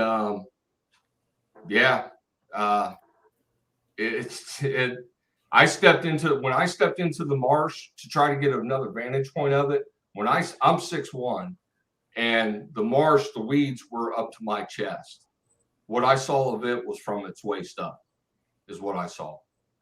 And so I'm going through this meltdown process. And as I said in the video, if the viewers watch Cam's video, it was all these emotions were coming through, just were hitting me, bombarding me. And I didn't know what to do. I could have just laughed hysterically. I could have dropped to my knees and bawled like a baby. But it was everything coming back from many, many years ago, and having that somewhat sighting, and then everything that Cain and I have done for all these years. And then there it was right in front of my face. And so anyway, we talk, whatever. Cain goes out to this area, and I'm standing at the bridge. And I can't see him at all. And he's standing he holds a stick up in the air, and I can't see him at all. And finally, I'm like, yeah, that's the spot right there. And maybe 2-3 minutes goes by, and he hollers, and he's like, you got to get out here. And so I make my way out to him, and where it had turned and stepped to drop down into the channel in the mud was that impression right there that we casted. And and that's a picture of him. So I had a sketch artist pull him out of my head and sketched him. So but then we took the cast of his foot and we were actually able to pick up on his trackway coming. So what he did was he dropped down off the ridge. What I'm thinking what had happened was when we left, he dropped down off the ridge, came across the road into the marsh, and was making his way through the marsh. And he literally thought we were gone. And when he came up, he literally had that like I just screwed up look to him, like I'll crap look is what he had, the look that he had on his face. But we were able to find his trackway where he had dropped down and come through the marsh, and so we started following the trackway back towards the road, and we found an impression in the marsh, and we took that cast, and it laid perfectly down, which is also documented as well on video that we have. So yeah, that was it. And he is not the alpha. He is not the big boy out there. That cast back there is 18.5 inches long and I believe 9.5 inches wide. And he's not the big boy. We found bigger tracks. Well, I still love the part where you took off running and Cain just took off running too. That's how much they work together that they don't even have to talk. They just go. Sprinting to get something on. And, you know, some of that, we had that sketch from just a sighting standpoint of that sighting right there. If you think about the big picture. I don't know if you guys could hear me through all that. Yeah, absolutely. Yeah. But we had, Eric had his sighting within hours. We had casted that cast that was behind him. We have had all kinds of documented evidence of this area, of this, like you said, the overlaying that same footprint. We had pulled fingerprints, non-human fingerprints off of my car. The wealth of evidence that we got just in that little area that no one really pays attention to, that's been out there. For a long time. I mean, you take his account, his cast, the fingerprints, and the hair that was on my vehicle. I'm still waiting for somebody to tell me what those fingerprints are because they're not human. Wow. It's a great show, Mark. Yeah. Yeah. There's one other thing that I thought about, Cam, that happened to us when you were with us is there was one day that me and you went and set out a recorder, and I've got a little case that's made out of wood that this recorder goes in, and I put it deep in some mountain laurel, and the next day, me and you had gone out to shoot some stock footage. And when we come back, we went to pick up the recorder so I could upload the files on it. And on both sides of that recorder, there was 2 X's on the ground on that little shelf that we was on. Did that kind of make you think that we wasn't alone out there? Yeah. Man, I thought you were going to talk about when you came over to my hammock, tried to crawl in there with me. Thanks for not talking about that, Mark. Yeah, I thought that was unusual, but I have to be candid. Some of that stuff, that was unusual, the way they were placed.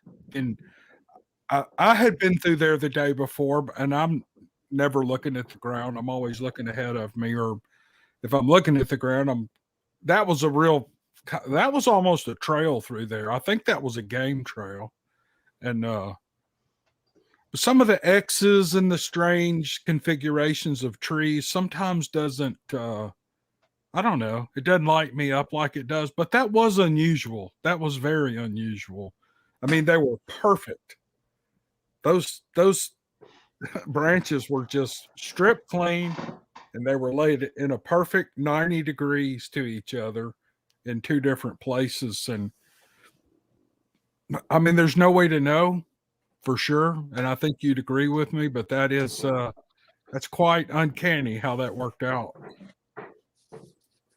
Yeah, that's one thing that Eric had spoken about earlier about, or it might have been Cain that said that we don't say that it's a Bigfoot unless we actually see a Bigfoot do something.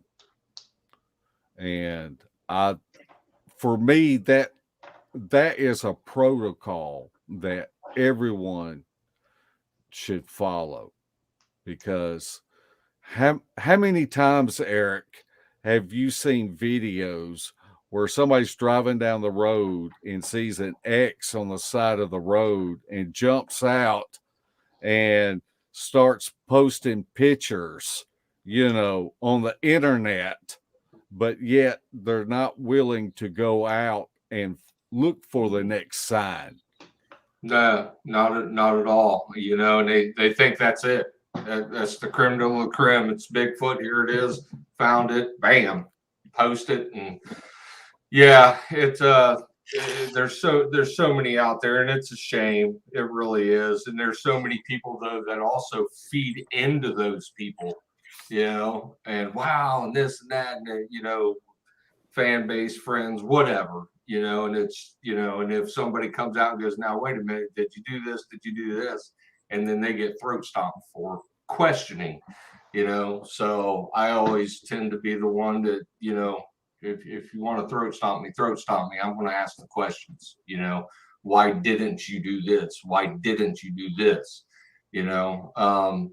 There's so many of those out there, and it's a shame. It really is. It dilutes everything that guys like us, and there are many other individual men and women out there that are doing what we do, but we're under the radar, and we're back behind the scenes because of the stuff that's being put out there and stamped Bigfoot, and it's ridiculous, and it's even with prints, I dive into what my passion is in this is tracking, and I study a lot of different prints, and one mainly being up here in southern Ohio, we do have black bear. And there's bear all over. So I've done a lot of research on bear prints, and there's so many prints out there of people. Now don't get me wrong, there are prints out there of that people post, and they're wow, they're friggin' badass, but more so of not knowing what you're taking a picture of, and a bear print, especially a double step, people just don't understand how bear strides and how bear walks. And if you get down on your hands and knees and you really look at that double step, and you'll see a bear will walk pigeon-toed. Its back legs, those are its pressure legs. Those are the poundage legs. Those are the legs that will give force when they walk. They're walking with their back legs. They're pushing with their back legs. So when there's a double step, if you get down and you look at that double step at that print, you will find it a slight indentation on the back part where people think the dermal ridge is. That you'll see a slight more impression than the front, and there will be a line there, and that's that back print. You'll also see if it's a right back paw print, you'll see it dip harder to the left than to the right because of the way that it strides when it walks inward. The back paw will walk inward, so there'll be more pressure on the left side of that right back paw. So these are things that you have to look at when you're looking at a print. There's so many out there that people just, they take a picture of it and go, oh my God, it's a Bigfoot print, it's a bipedal, and it isn't. It's, unfortunately, it's a bear. You know. Yeah. Yeah, some of that stuff, just to put it, not to confuse, but what we do when we're taking pictures and stuff like that, we're documenting. And over the years, I'll just give you a for instance, because we've talked about this a lot, and I know a lot of people have flack on this, but what if I told you that we documented 150 sites in 4 different counties? And there are certain things that are within 200 feet of each other. Out of those 150, let's say 80%. So let's just do this scientifically. You got elevation within 200 feet of each other through 4 different counties. Now tell me this: is that random guy out there going out in the middle of nowhere, 4 different counties, hoping that we're going to find it and document it? Or is there something to it?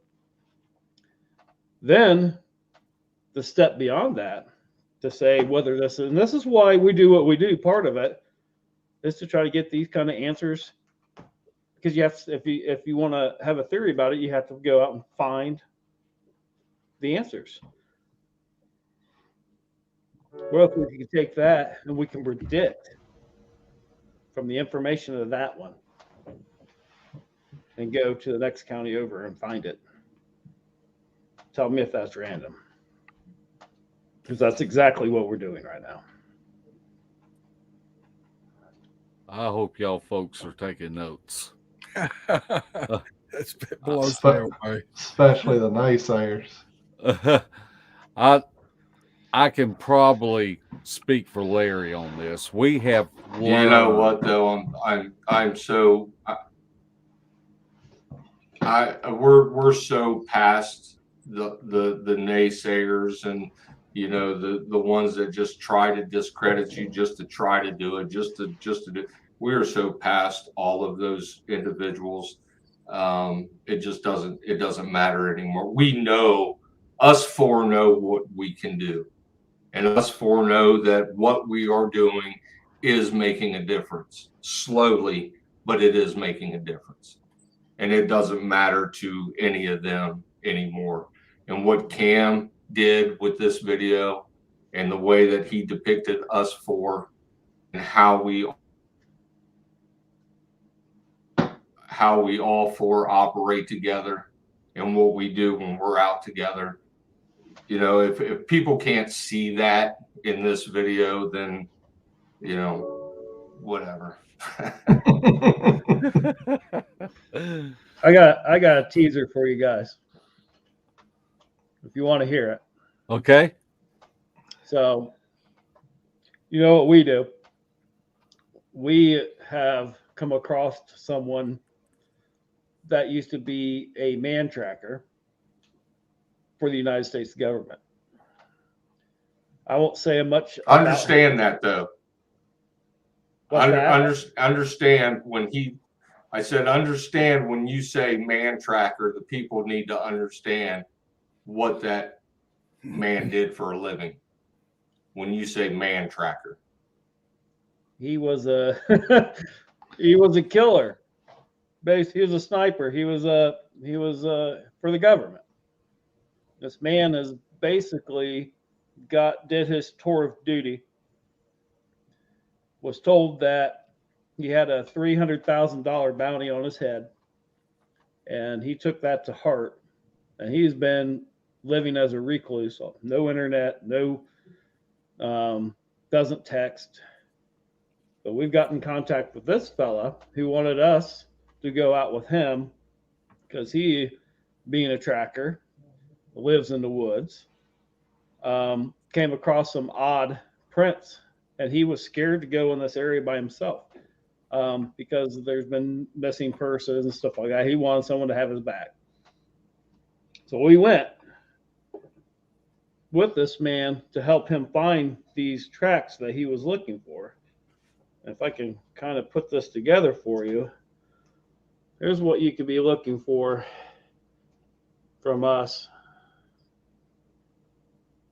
Diving into, it's hard to, there. These are claws, people. He's got a set. If you can tell by the size of my fingers here, that's not all of it. This particular cast had a heel to it. This is a real creature. I have no doubt in my mind, whatever, we don't know what it is. We have no idea. But we found this trackway. But this thing, the way it sunk its claws into the dirt, it was not thick enough for us to cast the pad. But we'll be jumping in from time to time with this gentleman to try and help him solve this mystery as well out in this area. So that's some exciting stuff. That there's always something, we've all got our fingers in a lot of different things, but this is one of them that was pretty exciting. That this guy, he didn't find, Eric found this track. We're all looking. So that even nailed it more. Eric was on his own and hollered over to us and said, "Hey, you guys come over here. Is this what you're looking for?" I looked down and he's like, "That might be it." So we basically, armed, had his back while he casted these and pulled these out. And his cast is more impressive than this one. So that's a little teaser for you. Let's see.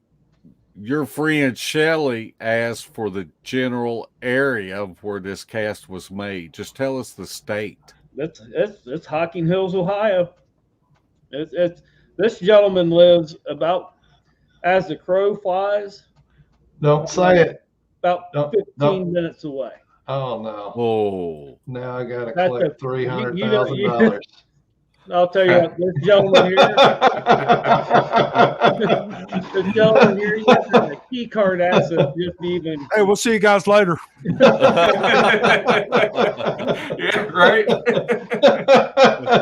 Well, so much for that lead. Yeah. Cain just snuffed him out. Shit. I hear the helicopter already. When I met this guy, this is God's honest story. He's like, Cain, I need people that I can trust. And obviously we don't know each other. I don't trust this guy. He don't trust me. Yeah.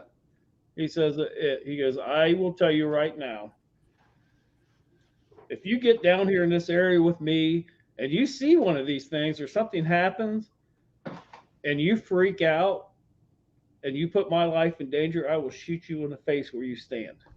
God's honest truth. That's how our conversation started, and he meant it. Oh. And we said, "We're perfect for you." And we did. Let's do it. Yeah. One thing that I like going out in the field with Eric and Cain and Larry is we know we have each other's back. If it just blows up where we're at, we are going to circle the wagons, and you don't have to worry about anybody just breaking and running. That we've got each other's back. And that's something that I do cherish. It's something that I hold close to my chest. Yeah, definitely. As Larry said in the video, it may be our last stand, but it'll be a hell of a stand. If you're lucky enough to go with them, like me, you get put way out on the perimeter. They all stick together. So at night where you sleep. I was going to say something, but I'm not. Yeah, I know what you was going to say. Yeah. Eric, something's moving underneath Shelley. That ain't right. Man, that ain't right. Well, guys, we are just about out of time. And the way that I would like to end this is I would like in this for each of you to tell about your channel. I have the channels, the links to the channels in the description. And if you want to learn what it's like to be in the woods, if you want to learn tips of what you should do when you're in the woods, then these two guys here on the bottom is just a wealth of knowledge. Cain, why don't you start us off and tell us about your channel, House of Enoch, on YouTube? Yeah, I'm slowly working on. I've got House of Enoch on YouTube. Most of my stuff is on House of Enoch on Facebook. Um, I have bought my own website at some point. I am getting off the Facebook train and all that. I don't like how they try to claim some of your pictures and stuff as their property. I just eventually I will have. I've already bought the website. I'm just slow at getting it together, but that will all be presented um, on those pages.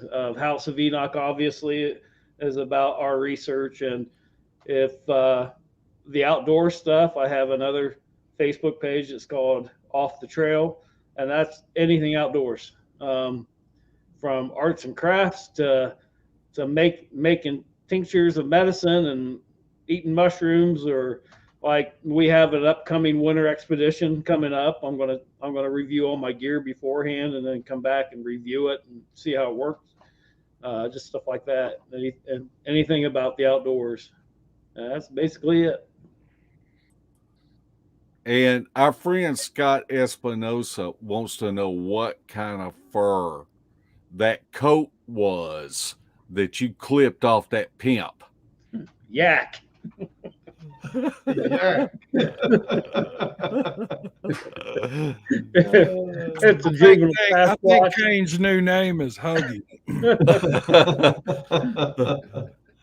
It's a synthetic fur, so all the PETA people still can love me.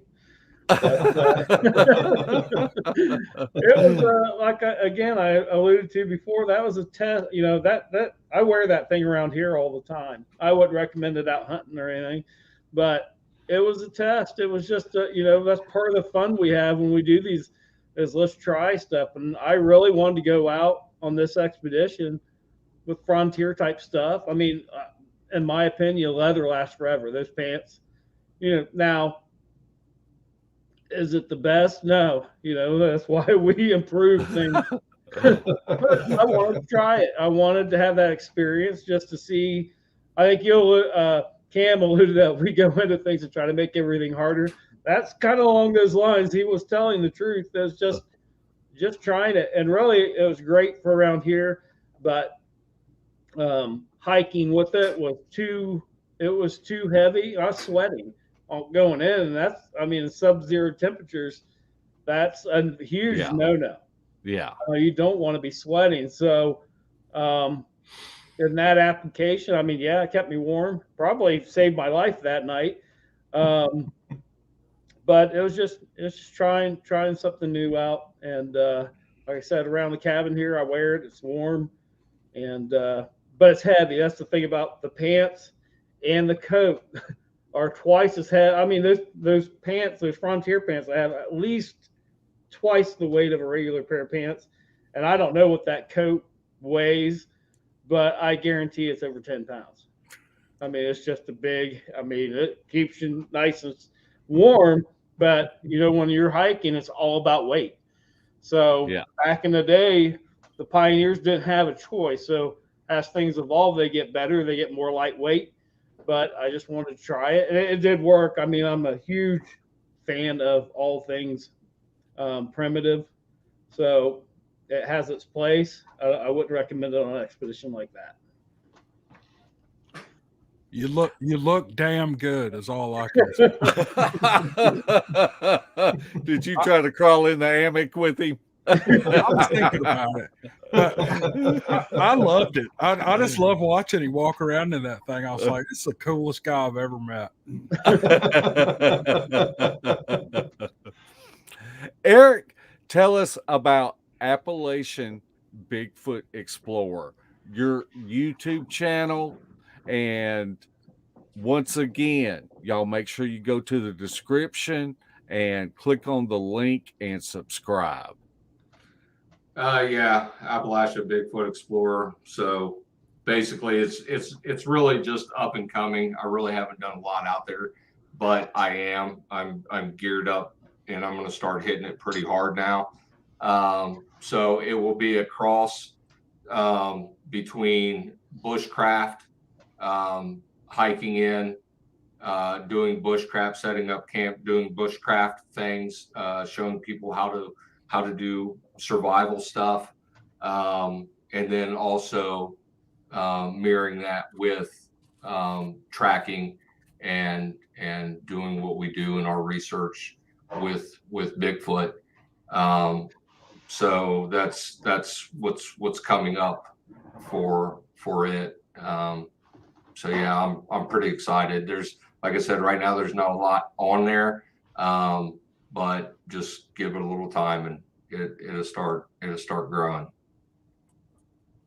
Very good. Cam, do you have a YouTube channel?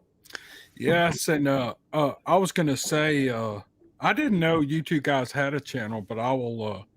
I have Mark and Larry's linked in the Trackways description, but I'll put your guys right above theirs now. And but yeah, I have a channel. We just tell stories that people send me, and it's strictly for entertainment. However, people send me actual authentic stories, I believe, and we do 2 or 3 videos a week, and it's just a lot of fun for me. I'm more into the audio work than I am the visual kind of stuff. Although we do run, just videos I take around here with my dogs and walking out in the woods and things like that. But some people like it, and I really love doing it. So come check out Dixie Cryptid if you get a chance. And also, what if it's true? I really like that channel. You got to stop running that ad in your. Let me do one for Dixie Cryptid for you. Okay. All right. We'll do it. All right. Larry, tell us about your channel. I have a channel. I'm We're on afraid it. so. We're on it right now. I want to talk about the documentary. I don't care about my channel. I want to tell you what the documentary did for me. It took me back to a place that I might have been a little naive to the Bigfoot community, but I was very happy and energetic about the subject. Over time, from that point, I got chipped away to where I'm almost burnt out at one point here soon. But that documentary took me back to a place that showed me the fun in the subject. And I love going out with Cain and Eric camping, and we're going to get back out there and do it again.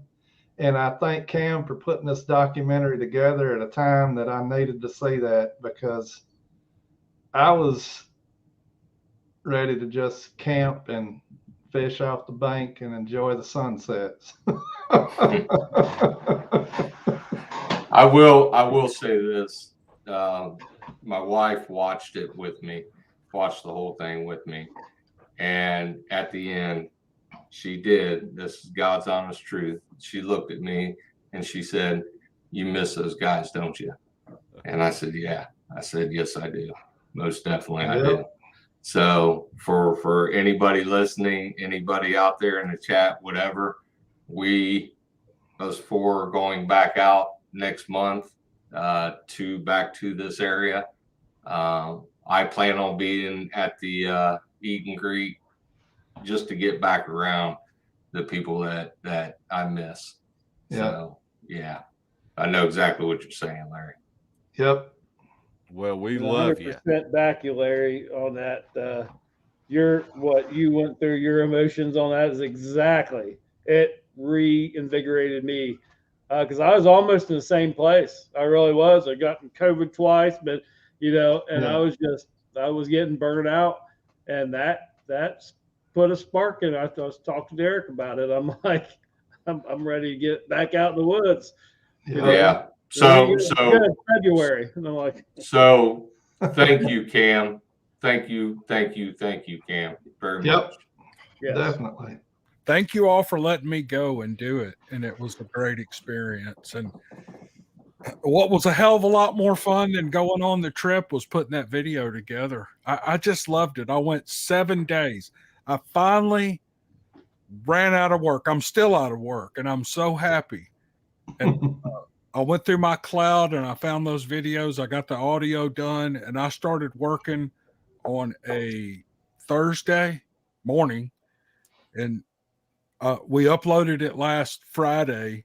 So from Thursday morning to Friday at 2:00, I never let up on that thing. And I told Mark about a week ahead of time. I said, I'm working on that thing. And I said, but don't tell anybody yet, because I may get a set of approval drawings back or whatever where I can't work on it anymore. But it worked out perfect. So I'm so glad you guys liked it. Definitely. Well, it was awesome. And does anybody got any final words? I think I shared my final words. Don't pee in the wind.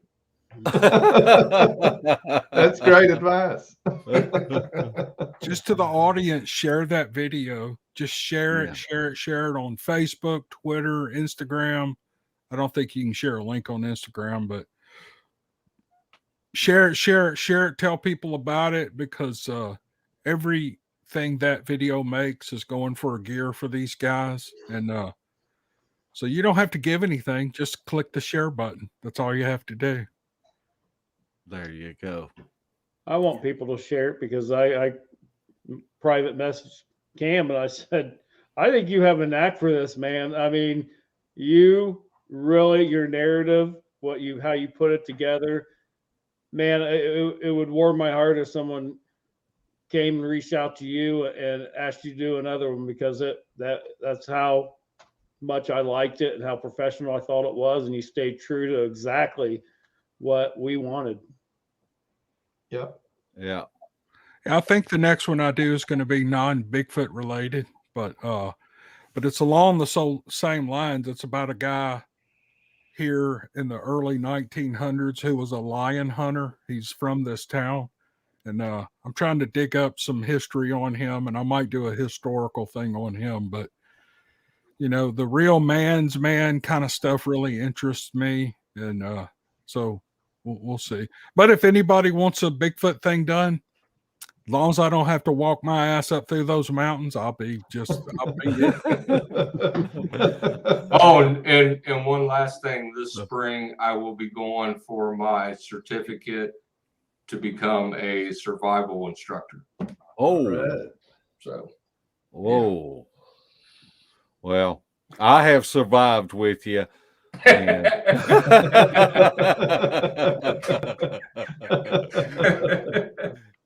and I tell you that whenever we moved our camp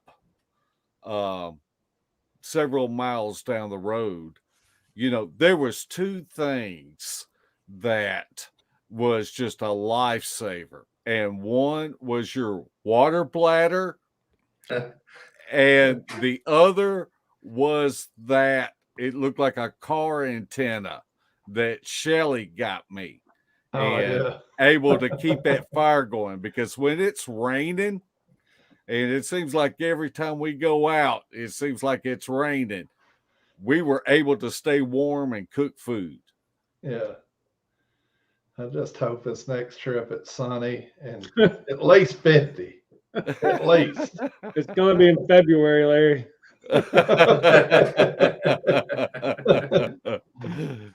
Well, I'm going with a tent this time, not a hammock. We thought about that too. One-person tent. We thought about that too, actually. That's Yeah, what I got a new Lanshan 2 Pro light, ultra light tent. Yeah. It's 2.5 pounds is all it weighs. No Yeah. poles, no, yeah. Well, mine ain't that good. But it's gonna work. That's right. And if you see a glow in there, don't worry about it.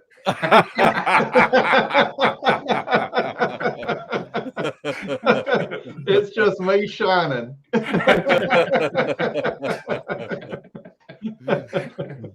Well, I want to thank y'all guys so much for coming on tonight.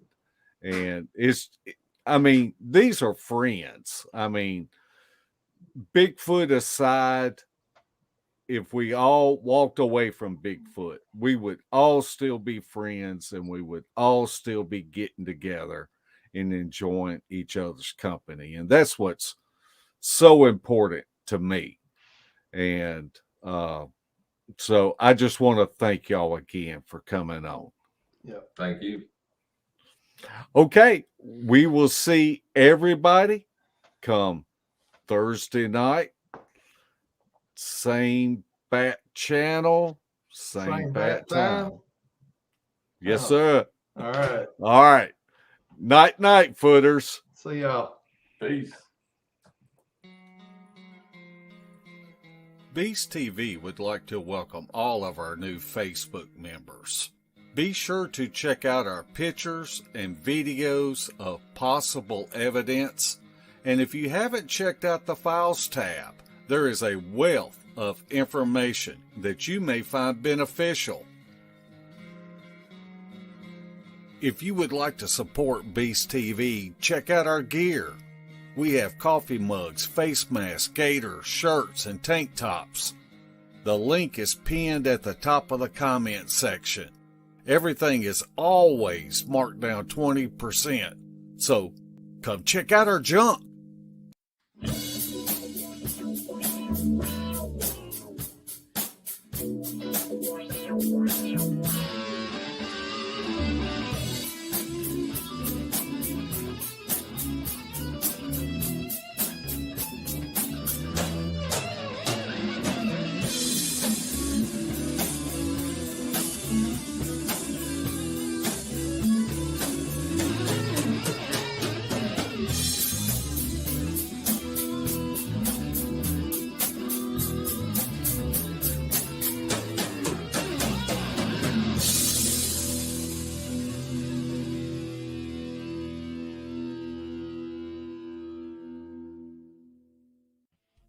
This has been a Sawdust production.